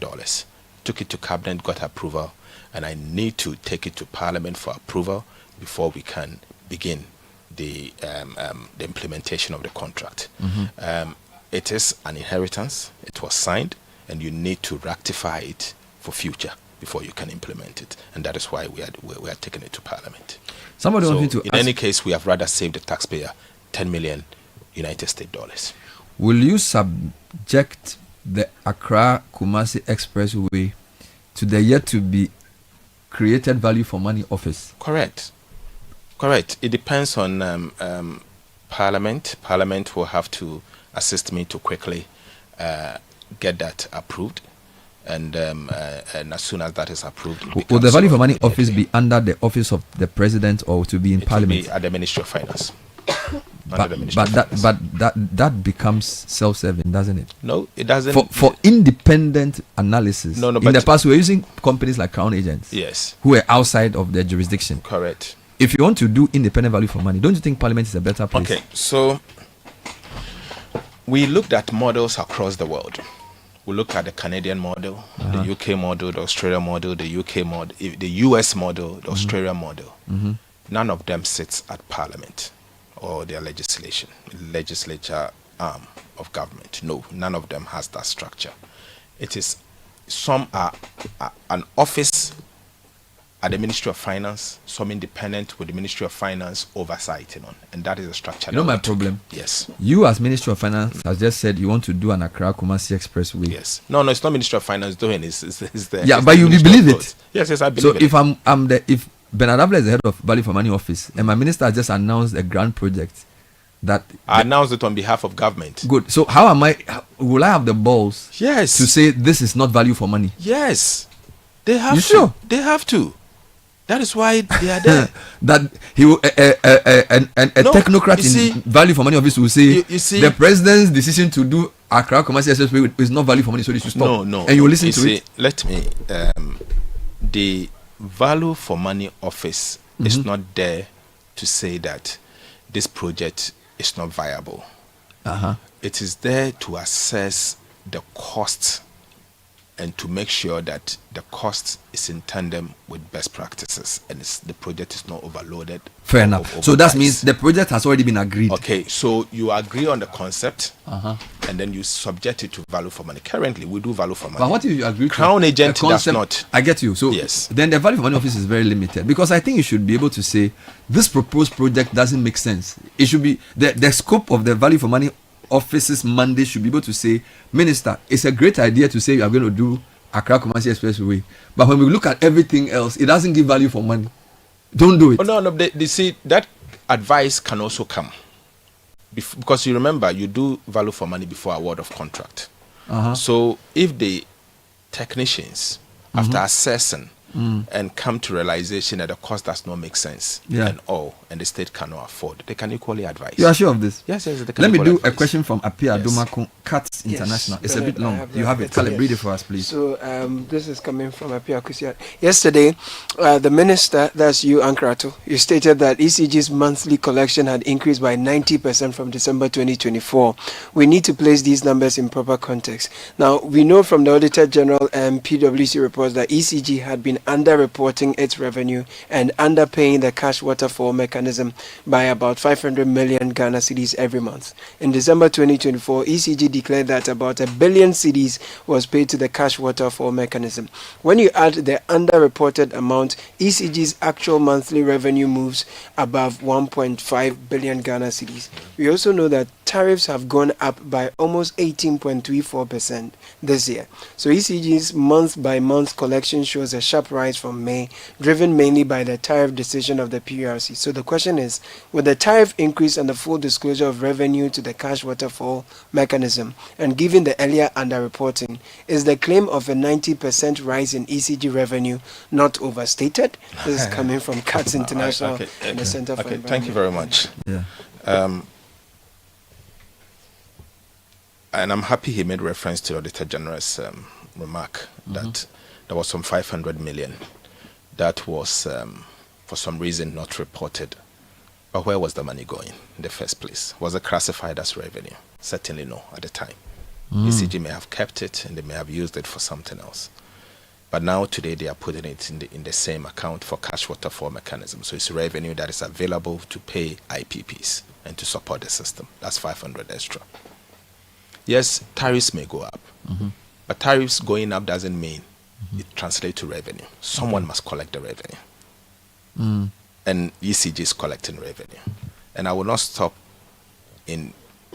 publicly praising the management at ECG. He is doing an excellent work, and that man must be supported to do the work that he's doing. But I think the place has changed, and something is happening. You are correct, but Apia's question is suggesting that if you say that in a calendar year they've increased their revenue by 90%, it suggests they are doing some excessive revenue mobilization, whereas it's possibly the same revenue, but the classification and where they put it. No. Because it says that they were underreporting it. So and now they're just reporting. The question is, if they were collecting it, where was the revenue? Was it available for the use? But the money was being collected. Because we need to differentiate between more revenue coming in, either through more efficient collection system or higher tariffs. He's saying that they were collecting the money, but they were not putting it in the cash waterfall. Maybe they were using it to do other projects. But that is illegal in the first place. Yes, but whatever they did, because I think we want to have a proper position of whether ECG's revenue collection as an institution has improved. And then 90% may overstate it if you look at the point he's making. That's what he's trying to say. So I do not think it's been overstated for us. And you recognize that when I made that statement, I linked it to the cash waterfall mechanism and said that they were reporting 900 million an average per month into the cash waterfall as their revenue. Today it has improved by 90% to about 1.7 billion. Okay. And for us, the key point here is how much they were paying as revenue into the cash waterfall mechanism for the purposes of paying the IPPs, of which today it has more or less moved from 900 to 1.7. And as a result of that, we are able to stay current in paying the IPPs. That, for me, is significant and needs to be commended. You said something that worried me. Paragraph 267. Okay. Actually, I think yes. No, I'll deal with that and I'll come to the point about tapping oil savings for green projects. So first, you said that your strategy to re-enter the domestic bond market, you will begin issuance of domestic infrastructure bonds, but that you will reduce dependence on short-term treasury instruments, correct, lower rollover risk, and create fiscal space for investment. So basically, saying you don't want to borrow from outside too much, and domestically, you don't want to borrow short-term. You want to borrow long-term, which is good. But you said somewhere else that the amount of monies we are getting from our petroleum revenues by saving them outside, we're gaining just 1% over many years. So you believe that we should invest these petroleum savings in commercially viable green energy projects. But these are heritage funds that we are keeping for. Why do you want to touch that money for? So let me put it this way. Bernard, Ghana's oil wealth must work and bring returns. It is yielding an average of 1%. We are investing in quadruple A-rated instruments. We give the money to IMF and the World Bank, and the U.S. Treasury and the like. So, for example, you lend the money to World Bank and IMF, and in return, maybe you give it to them at 0.5%, and they'll come and give it to you at 5% or something. Okay. Now, and then you pay that same debt, and then they will use it and then bring it back. The question is, don't you have other instruments that you can use these same resources and earn more? If you look at the Petroleum Revenue Management Act, Section 27, it empowers the Minister of Finance to review this instrument every 3 years. Strangely, no one has reviewed this instrument in the last since 2011. almost 14 years now. Nobody has reviewed this instrument, and Ghana has been losing resources. I think the time has come for us to review those instruments. This is because we today, if you look at sovereign wealth funds such as the Saudi Arabian Sovereign Wealth Fund, the Dubai Sovereign Wealth Fund, even the Nigerian Sovereign Wealth Fund, Kuwaiti Sovereign Wealth Fund, and others, about 25% of them invest also domestically and identify projects that can be self-financing. Good. And so you look at a project like, let me talk about, let's say, the car power plant that were brought into Ghana. The last time we're looking at the numbers, and we noticed that they've been able to turn around approximately 3 times. Their investment has paid up about 3 times, and some of them are making very, very good money. So what I'm trying to say is that there are other projects that we can look at. But domestic Uncle projects Ato, and other things, my and it worry is is that important for the us to deal energy with this. sector, you yourself have described as the biggest risk to the economy. Debt to IPPs has been very big. Some of the state-owned energy parastatals are loss-making. Okay. How do you convince me that I should believe you when you say you will take our petroleum, Ghana Heritage Fund and Stabilization Fund and you will invest it in commercial green projects? Okay. The energy sector's track record of managing itself is very poor. Okay. Partly because even the tariffs you set are politically set. Okay. So a lot of these entities may not be viable. Okay. Even though they are giving us 1% or whatever percent, they are still stable and they are there. Okay. So why should I trust that a politician should touch our heritage fund or stabilization fund and invest it in a sector that is so chaotic like energy? Okay. So again, let me come in once again. The energy sector is indeed a very big risk for the economy, in the sense that if you have unstable and unreliable power, you can't power your economy. And there was the need for you to power your economy sustainably. And so government needs to take action and to ensure that we can power the sector well to drive the growth that we need. Today,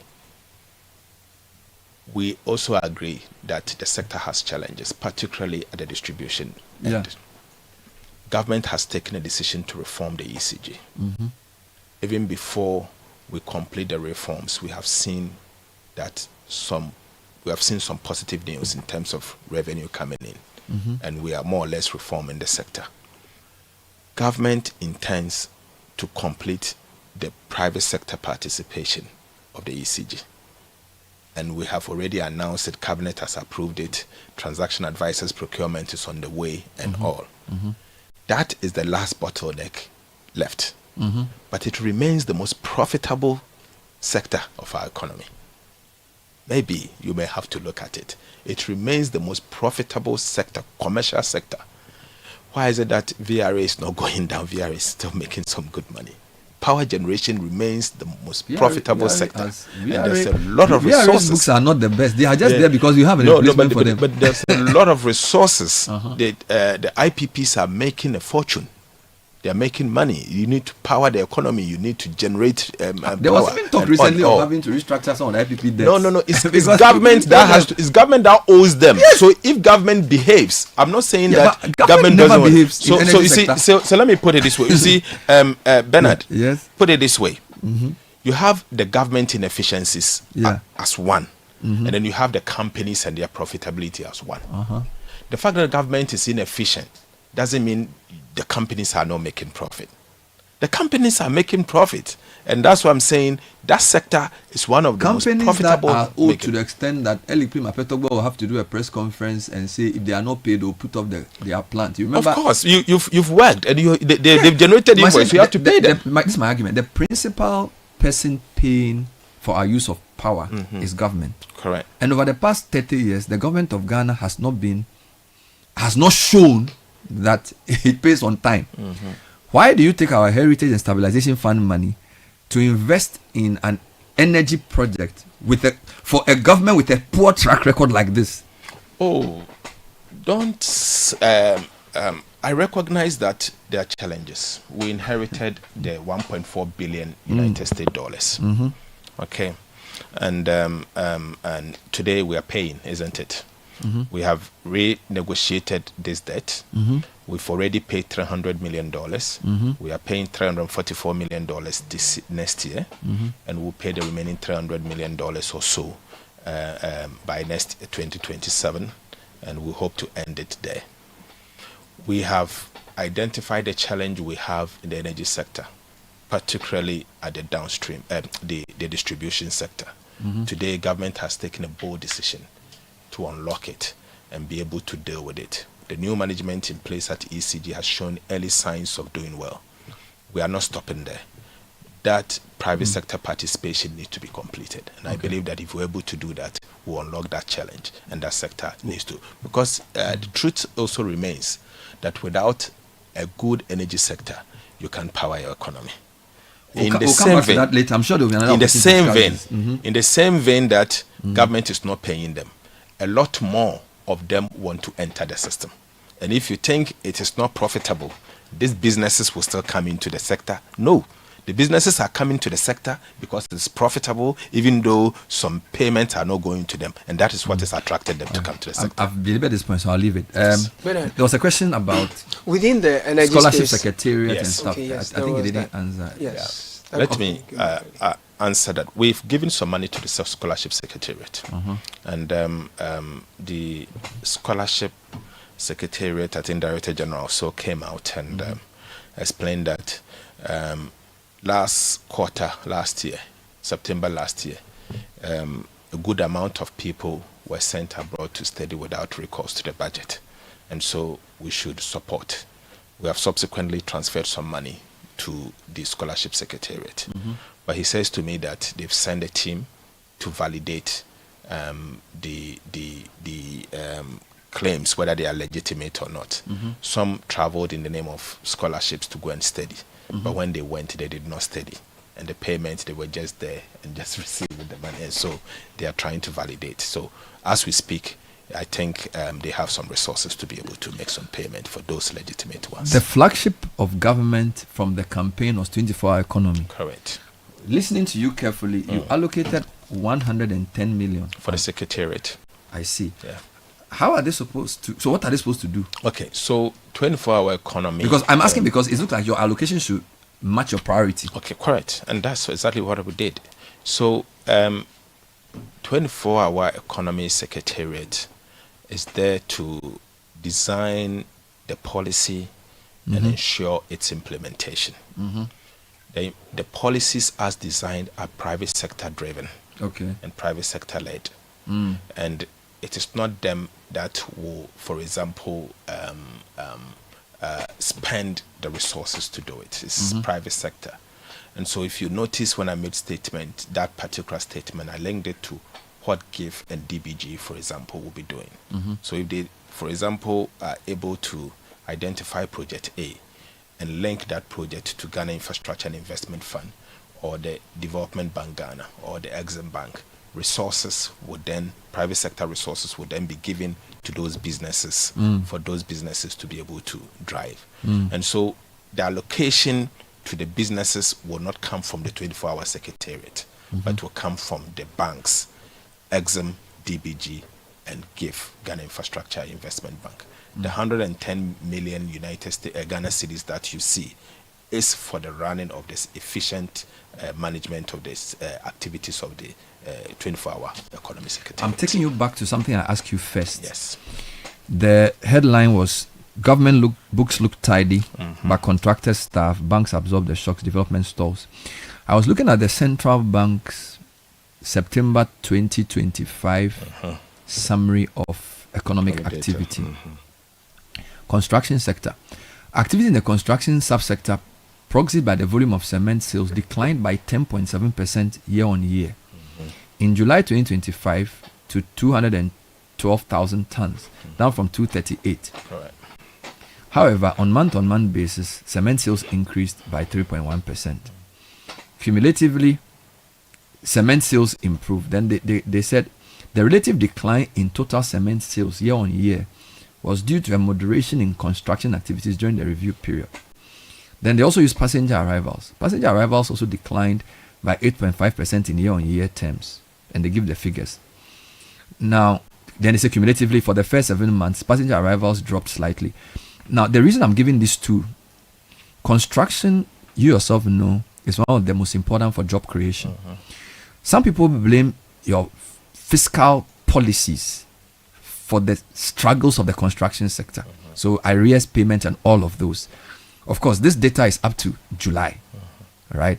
But there's a sense in which the tightening is potentially going to sacrifice growth in the future, which is why the construction sector, and again, the passenger travels, because again, for many years, that has always gone up. Are you not concerned that this your tightening thing you're doing, there will be an unexpected consequence of sacrifice economic growth in the coming years? I wish there's a choice, but unfortunately there's no choice. Because where we are going, if you do not tighten, you will crash again. And so something certain will have to give. You live in a country where your debt was unsustainable at high risk. You've just given haircuts because you cannot pay your debt. Your fiscal anchor is unsustainable because it's what is leading to the debt. And it has obviously caused a lot of problems, inflation, interest rate, and all to the private sector. And businesses are shutting down. To reverse it, you need to tighten. Recognizing that, yes, for sure, something will got to give. This construction that you are talking about is going to pick up in style. Because, for example, you recognize that in the budget we have allocated 30 billion cedis for the big push. It is nothing but construction. It is nothing but for asphalt and cement.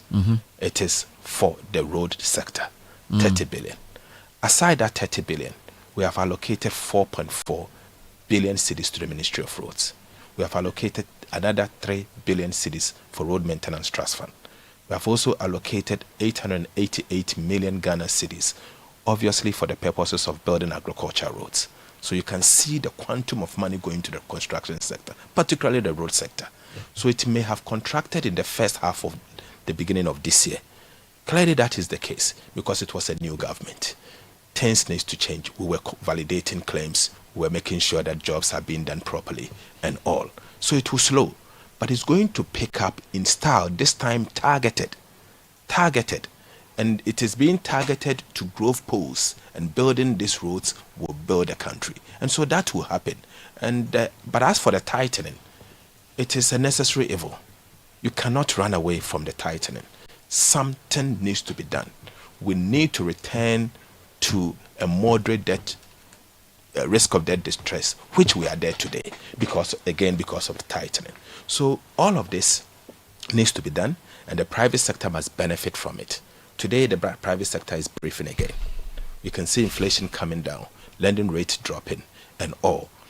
Until you do some of these basic things and reduce the debt and all, and government's ability to support the social sector, this country cannot grow and spend right. Let's take the last set of questions from Caleb. Bernard, I'll bring in one on electric vehicles, the levies and duties on same. We're trying to go zero carbon emissions and all of that. But from the industry players, I'm learning we have about 52% charges or duties on electric vehicles. I'm sure this has come to your attention. There's some position on that. So I cannot relieve all the taxes in day one. And so gradually we may get there. This budget, what I did was to review the VAT Act, of which I promised beginning of this year, and I've delivered on that. I've given back about 6 billion cedis to the people of Ghana, both households and businesses. Aside that, I've reduced business costs by 5%. And I believe that that business cost that we've been able to reduce will go a long way to support businesses to be able to make more profit. And then obviously when they make the profit and declare big dividend, I can get to tax them. and then they will also be able to now employ more and plow back some of the amount to support their businesses. We have also reduced increase the VAT registration threshold from 200,000 to 750,000 Yeah. by exempting small businesses from the collection and payment of VAT. And so that has also been done. Can I just throw in Subsequently, how yes. that transition will pan out? So for Okay. businesses, some businesses may fall within the 750. Correct. Those who would have been in the 200,000, Mm. if they were already registered, how will they transition? We would deregister them. Stress free. Yes, stress free. Okay. Okay, yesterday the minister spoke to more than half of the population, and I represent that population, which is women. You talked about the Women Development Fund. Bank. Yes, yeah. the fund for Yeah. the Women Development Bank. And you also talked about recapitalizing ADB and NIB, which is great news for businesses. Businesses are happy about that, as well as the tax reforms.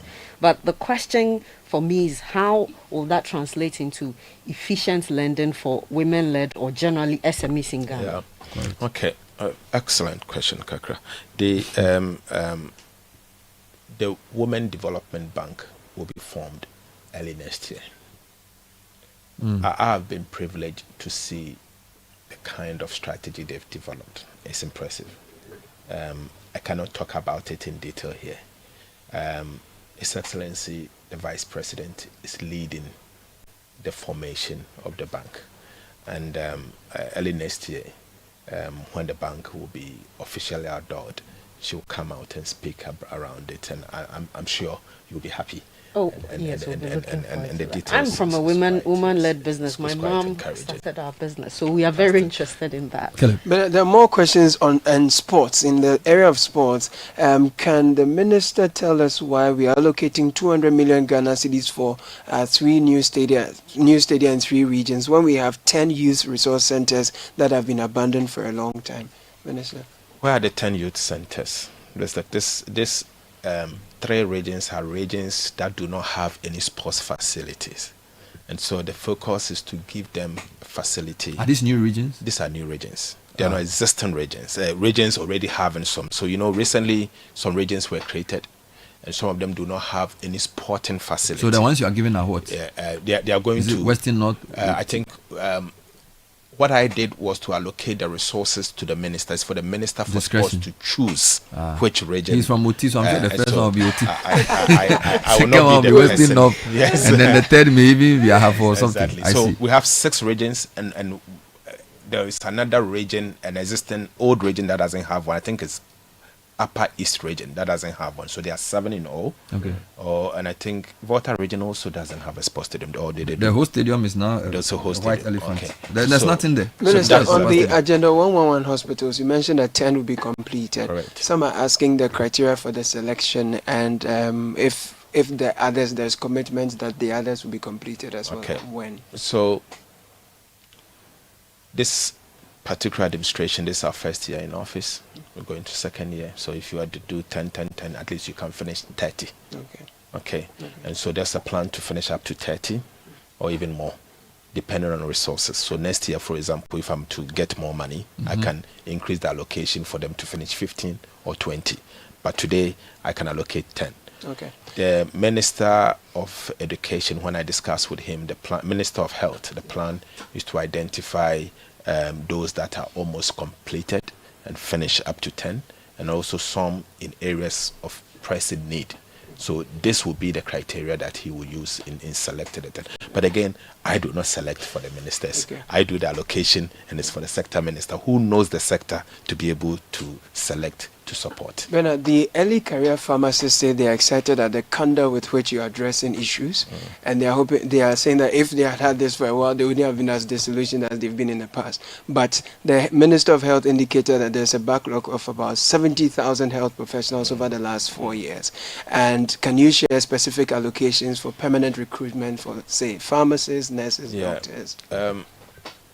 I share their concern. I mean, it's quite a lot. I can't employ 70,000 in 1 year. Okay, I'll break the budget. Compensation or wages and salaries will control the national purse. So I have to do it sustainably and in a way that will not move the burden from just increasing the payroll to something else. So I'm trying to do that. I've given a quota, we'll work around it and we'll announce it in detail. I should not be the one to be announcing, and I'm sure the minister I have will. 5 minutes to go, so I have a few questions. Your growth or our growth has largely done well because of gold and cocoa prices. So if those prices collapse, where is the growth going to come from? Okay, so that is why I'm diversifying the economy. For now, the prices are doing well.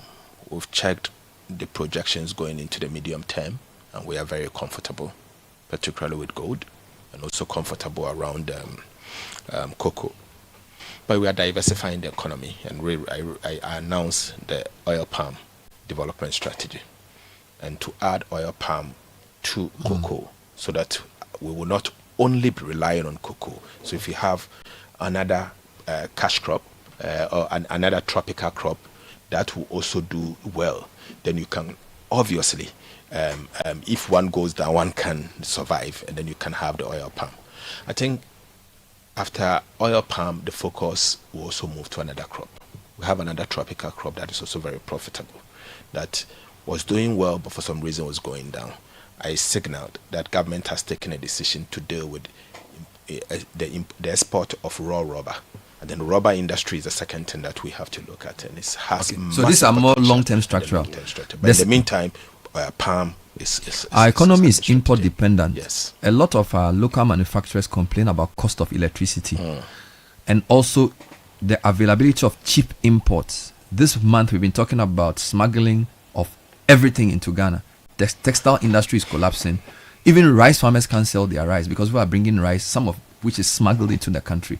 So whatever you're doing, the local producers who create jobs, power costs are killing them, and then cheap imports are drowning them. What are you going to do about those two key things? Because if you want sustainable growth, local production must be supported. What's your comment? Okay. Ben, you're so right. Smuggling is a concern. Beginning 2026, we are going to the Ghana Revenue Authority, led by the customs and particularly the preventive division. We are going to launch a nationwide assault on smuggling to protect local industries. Smuggling affects a country in many ways. You export jobs, you lose revenue and all. We will have to find a way to stop the smuggling one way or the other. The best way to deal with it is when you catch them, don't give them their goods. Confiscate it and sell it. If they lose their working capital, the information will go out there and people will stop. It got to stop, because smuggling is not helping anyone. It is not making the work of local businesses surviving. For example, in areas of palm oil, we are spending 500 million United States dollars, its equivalent, to develop a palm industry. Today, if you develop the palm industry and you don't fight smuggling, it will not succeed. And so we have to fight smuggling. And that is why I also announced that I'm going to add the edible oil, as part of the sizable tax scheme, so that we'll have a tax stamp on it, so that you can be able to distinguish between what has been smuggled in and what has not been smuggled in, and many others. But we'll have a plan to do a plan on how to tackle smuggling, and I'm sure you'll see that beginning next year. In the last year budget, you promised in paragraph 277 that the road toll will be reintroduced this year. I don't think it has been, and I didn't hear you mention it in the next budget. It hasn't been reintroduced, and but they have finished the concept. They have agreed on when to introduce it, and I'm sure the Minister for Roads and Highways will complete the process before the year end, so that beginning next year we know it will start. But they've gone through the selection and all, and I think they are ready to begin the road tolling. Bernard, the National Apprenticeship Program, there are 10,000 beneficiaries. This year, you're looking to increase it by 100,000. But I understand that you've also slashed their budget by 50%. Oh, I've not slashed their budget. I've given them, I think we gave them 170 million cedis or so. So that's not a slash of 50%. When will we talk to you again? You've said many things. You've promised many things. And so today is 14th November. When should we come back to check how it's going? Okay, I'll be back Mid-year, next year. So next year, now I need time to go and implement my policies. And 6 months down the line, I'll be able to come to you. So and, around June? Around, I think July. I'll go to Parliament around first, second week in July. And after that, I'll come hopefully no major exogenous shock drives you to come here. Like maybe some gold price collapse or something. Because there are always exogenous things that affect economies. Yeah. So hopefully nothing happens that forces you to come back to say you have to reallocate or something. Touch wood, will be fine. We'll be fine. By the grace of God. we couldn't ask all the questions, but thank you for coming. I'm sure you'll go to other places and they'll listen there. I really appreciate your time. I enjoy coming to you. It's a good pleasure to have you. Thank you for speaking to us. Ato Forson is the MP for Ejumako Inyan Esiam and also the Minister for Finance, Acting Defense Minister. Please, by the way, when would can I say hello to my constituents? It's been a while. Then say it in fancy. But maybe fear and say, yes, I wanted to say that. Say Anya Road like ABC what? Thank you very much. Thank you. So that was Ato Forson. When we come back, we have a big surprise with Vivo. Stay tuned. It's getting exciting.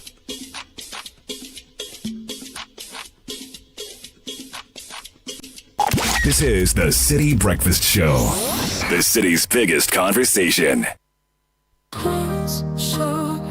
Protect yourself from germs and bacteria with confidence. Cleanse hand soap effectively kills 99.9% of germs with every use. Perfect for all your hand washing moments throughout the day. Available in a variety of variants and delightful flavors. Choose Cleanse for yourself, your family, and friends. Make Cleanse your daily essential. The GC brand. It's all about you. This advert is FDA approved. Let's clean soap. The Kakamotobi come out in the festive season, and they are as scary as our bills. But we don't want to miss out on parties, family, and festivals. Whether you say Akwaba, Maraba, Wezo, or Obake, EcoBank says tap into fives in the 5-star enjoyment promo. Be one of 10,000 lucky winners when you deposit multiples of 400 Ghana cedis or take a loan in multiples of 4,000 Ghana cedis to win up to 1.5 million Ghana cedis in cash and prizes. 1-year insurance cover, gift vouchers, and more. That's not all. Use your EcoBank card, mobile app, USSD, or POS to transact and enjoy up to 15% discount. Tap into vibes with EcoBank. T's and C's apply. Bill shouldn't scare you. EcoBank, the Pan-African Bank. EcoBank will never call or text asking you to verify sensitive information like your PIN, Ghana card, or bank card information. Pay better attention to details. OCM. If you're hungry and you know it, OCM. OCM. If you're hungry and you know it, OCM. OCM. If you're hungry and you know it and you really want to eat. If you're hungry and you know it, OCM. OCM. If you're hungry and you know it, OCM. OCM. If you're hungry and you know it, OCM. OCM. If you're hungry and you know it and there's nothing in the fridge. If you're hungry and you know it, OCM.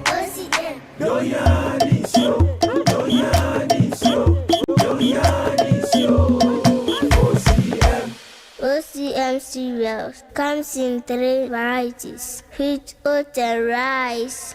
Hello everyone, I am Sewami here. I love OCM, be it in the morning, afternoon, or evening. Ready to eat? This advert is FDA approved. Looking for a university that truly sets you apart? Academic Citi University Accra offers world-class undergraduate degree programs in engineering, business, informatics, and communication arts. And that's not all. Now introducing master's degrees designed to equip you with industry-relevant skills and global leadership capabilities. Study on a modern campus, learn from international faculty, and gain hands-on experience that sets you apart in today's job market. With over 15 student ventures launched and graduates thriving in top roles across Ghana and abroad, Academic Citi University is where future-ready leaders are made. Call now 0262 693 870. That's 0262 693 870. Academic Citi University, educating future-ready leaders. It's the Electroland Xmas are picking warmer promotion. Citi is appreciating and Electroland is offering. Buy Nasco LED TV from 699 Ghana cedis, and when you buy Nasco French door, you get a free 5-gas cooker. Buy Nasco 425-liter chest freezer and get free 24-inch TV. Now buy the 545 to 800-liter Nasco chest freezers and get free tabletop fridge. Buy selected TCL smart TVs and get free TV wall bracket, air purifier, and professional monitor. Or you can buy TCL side-by-side fridge and get free 24-inch LED TV. Buy the Samsung QLED 4K Neo TVs from 65 to 100-inch and get your free music frame wireless speaker. Buy Samsung DuraCool Twin Cooling Plus and get free blender or 4-burner gas cooker. Now rush to Electroland showrooms or authorized dealers in Ghana. Call 050-315-9339 or visit www.electrolandgh.com.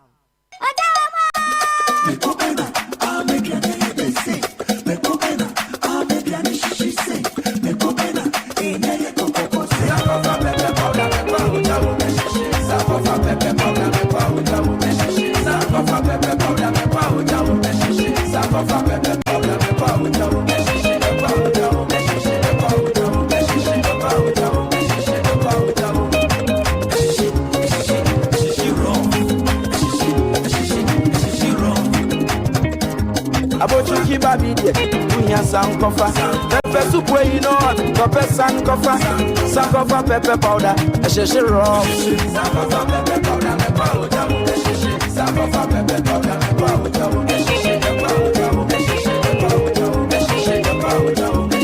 powder sankofa pepper powder FDA aji ejade nkrato yatum.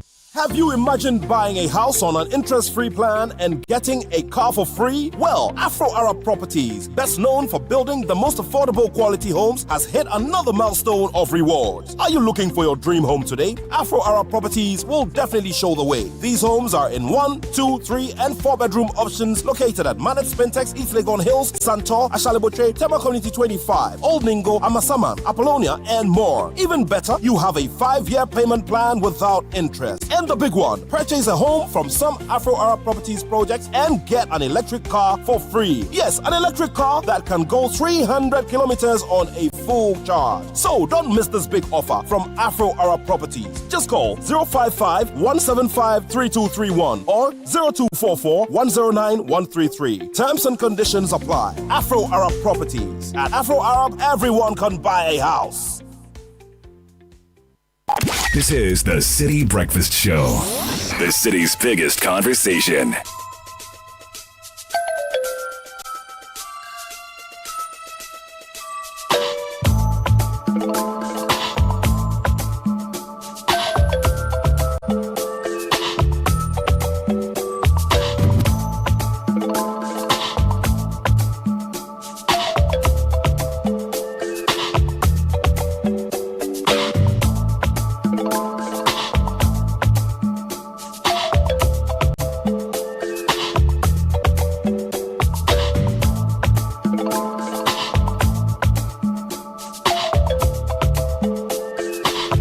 It's 44 after 9, and we have Shu Hui Yao, Shell Fuel Scientist, in the studio together with Kweku Sechikan, Vivo Energy Ghana Marketing Manager, together with Michael Opong, Vivo Energy Ghana Product Quality Lead.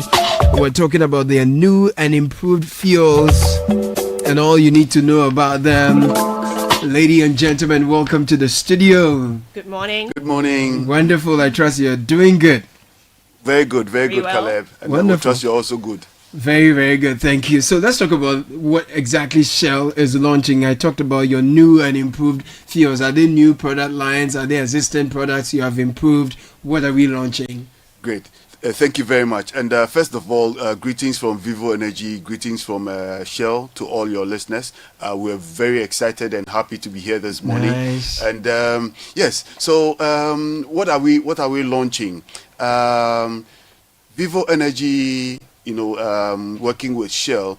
Shell has been in this country for almost 100 years. In the next century already. In the next 2 years will be 100 years in Ghana. Amazing. And every year, every time we seek to improve on the fuels that we give to our customers. We always seek to be the frontliners, the pace setters when it comes to fuel technology and all of that within the industry. Now, this year, what are we doing? We've just introduced our latest new and improved Shell fuels onto the market. Basically, what we are saying is that the product names that you already know, Shell V-Power, yes, Shell 4Save Unleaded, yeah, Shell 4Save Diesel, the names are not changing. Okay. However, the fuel is new and it is improved. And by that we mean we have added new ingredients that even make it better. Right. And if our listeners and customers don't hear anything at all, they should just know that it is better by far. Amazing. The current fuel that we have on the market is better by far. And to tell us more about what you have done to them so they are better by far, you've brought a fuel scientist who's been in the business for a decade and more. So what have you done? What magic are you doing with your fuel, Shu? Pouring something inside to make it magical. So what do we get? Tell us more about this improvement. Yes, so for the new and improved Shell fuel that we're bringing to Ghana, wherever you are across the 250 sites across Ghana, you get the new and improved fuel already now. So what do they do, right? So for Shell V-Power, that is our flagship premium product. It gives you the best, for your car. It's our best ever performance fuel. Brilliant. So it 100% cleans critical engine part. It also helps to restore your engine performance to 100%. And thus, it's keeping your engine running like new.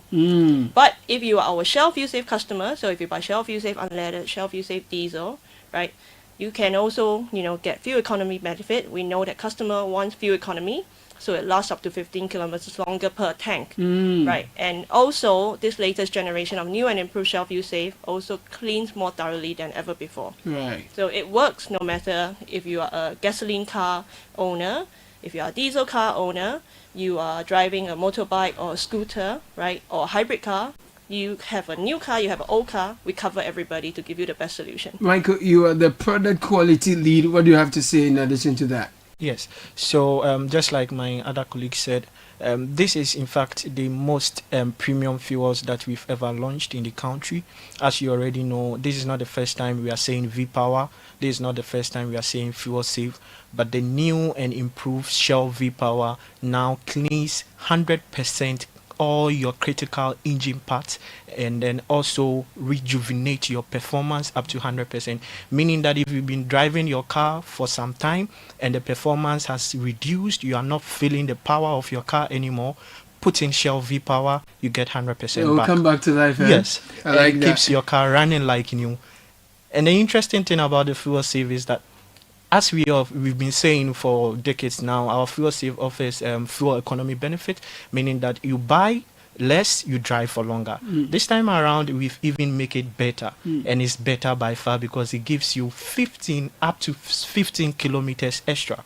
Which has never been in the market before. That's exciting. So when are you launching this? Is this on the market already? Because we like to save money, we like to have better performing cars on the road. So when are you launching this? So the actual launch was last night. Oh, we launched it last night, and so it's already in the market. In the system. It's in the market across all our 250 Shell service stations in the country. Nice. And so wherever you go, you would find our new and improved Shell fuels. Okay. And the other thing to add to it is, Michael Shu talked about 100% cleaning for V-Power. You mean Michael and Shu? Yes, Michael. Because if you just say Michael Shu, we think you're talking about Michael Shu.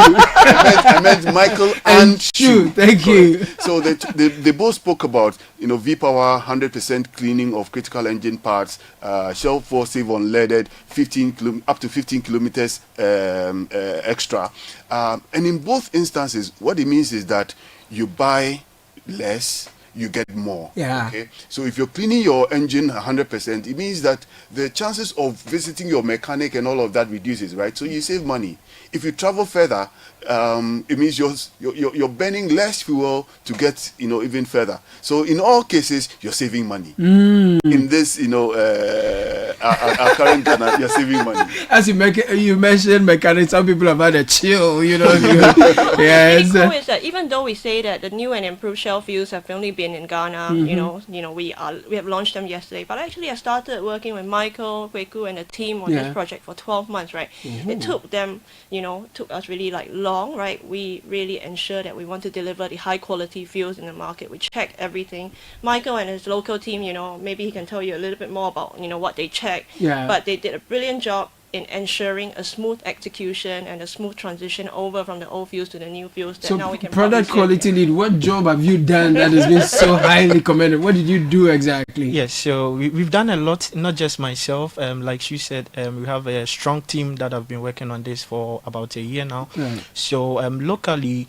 as the Shell scientists have come up with the formulations, we needed to also bring it to the best conditions that we have in Ghana here. And as such, we put in place very robust quality assurance Because some guidelines. products that may be developed elsewhere, that will work elsewhere, may not thrive within our terrain. Precisely. Right. So we did a lot to make sure that we put in the right additive, we put in the right concentration of additive, and we put it in the right process and the right approach. Now, all these that we said has to be tested, approved by the Ghana Standards Authority, Ghana National Petroleum Authority. So it means that everything that we are saying now has been tested and approved and is out there in the market. We're having a conversation on the new and improved fuels launched by Shell that has been launched already. I have in the studio Michael, Kweku, and Shu Hui Yao.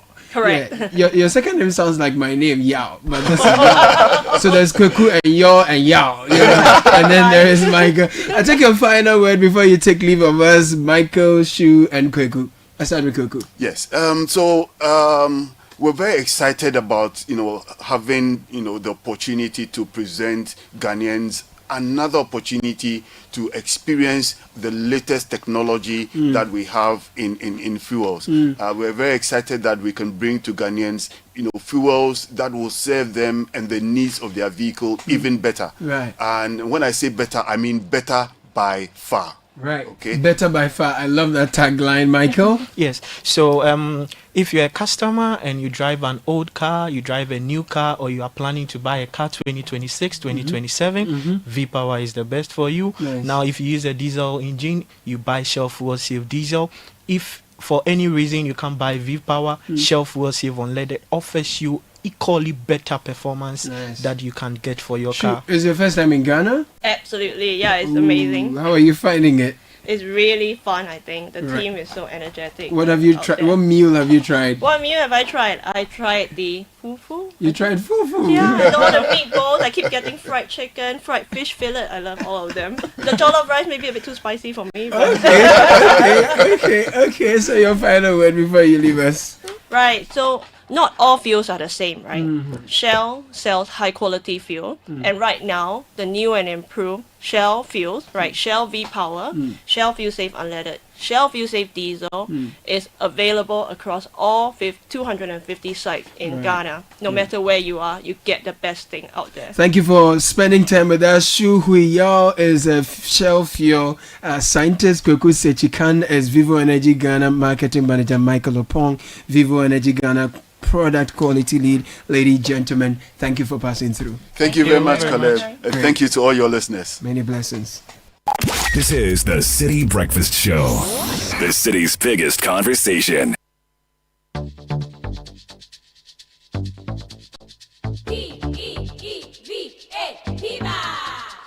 Looking for a burst of flavor in every sip?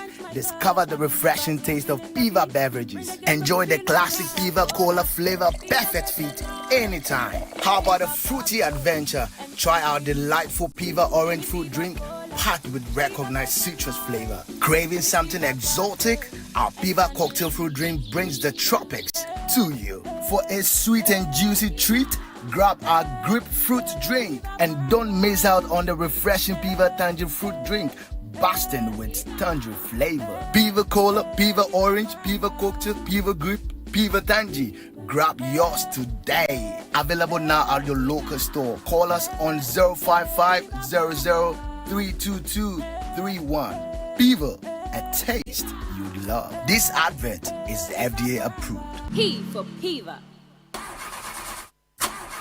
No money and payday is 3 weeks away? How do I fix this? Bank loan, account setup, long process. Nah, forget it. Let me see if Fafa can help. That was Dada Joe before he called Fafa. Yes, Fafa from Bank of Africa can sort you out fast. From engine repairs to school fees or side hustle support, Quick Fix Loan from Bank of Africa is here for you. Call 030-224-9690 or chat Fafa at boaghana.com and take advantage of the Quick Fix Loan for salaried workers, offered at an unbeatable interest rate with no cash deposit required. Promo is now extended to 31st December. T's and C's apply. Hey, Fafa, wait here. Papa. Bank of Africa, as strong as a group, as close as a partner. Sigma,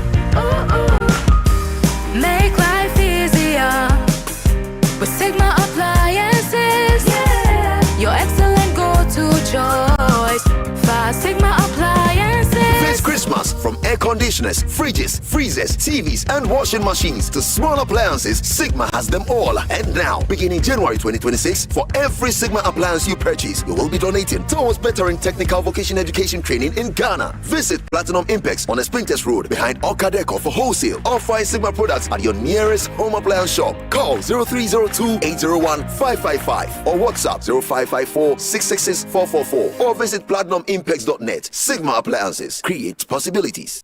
And where do you think you're going? To train in the garden. With my broom? Mom, it's a javelin. Oh, really? And that plate? That's not a plate, it's a discus, Mom. We are training to become winners. Well, you know you need lots of energy to become winners. So you both better start your day with Twisco before you go anywhere. Besides its great chocolatey taste, Twisco is enriched with Enerfort, a blend of energy-boosting vitamins and minerals for little winners. Thanks, Mom. Got to keep my little winners in shape. Twisco, power your dreams. This advert is FDA approved. Everywhere for everyone, yeah. The winning season is back, but this time I am collecting the wins like Jollof at a wedding.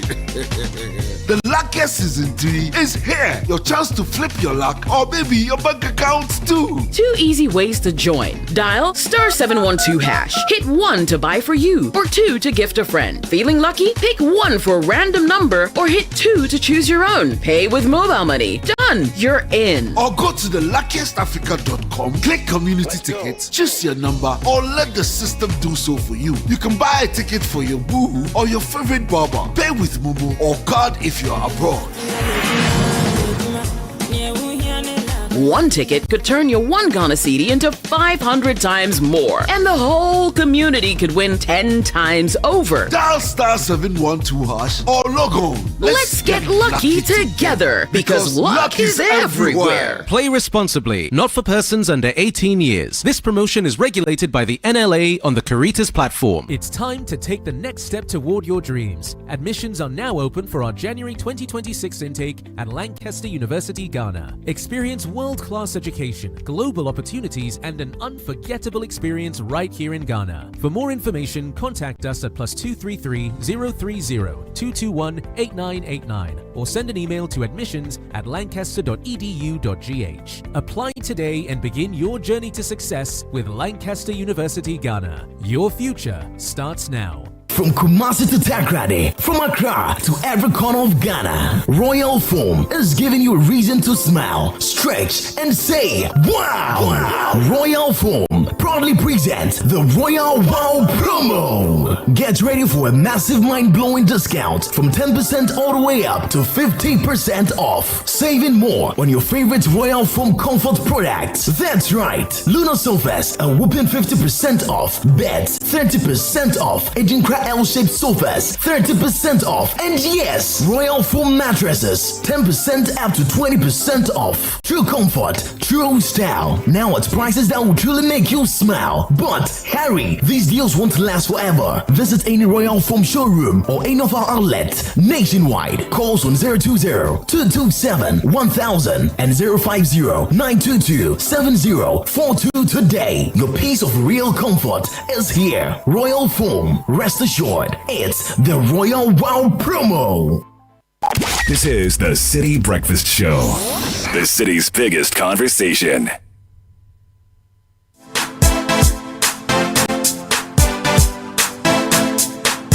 And it's top of the hour. Before we go, if you're looking for quality, durable, reliable parts for your Toyota, Hino trucks, or Lexus, look no further. Take advantage of Toyota Ghana's limited spare parts promo from November to December, with discounts of 50% and more on selected items, including complete engines, gearboxes, suspensions, electrical and air conditioning parts, and more. Stocks are limited. Terms and conditions apply at Toyota Ghana. We've got you covered. Toyota Ghana. Call us 0302-429-801 Drive smart, drive save smart. Choose Toyota Ghana. Ghana drives Toyota. And next time you fly with the family, please fly with Emirates. Emirates business, Emirates economy gives you so much more. Your little ones will not be bored. They will not be fussy at all, because there's great food for them and many channels for them to watch.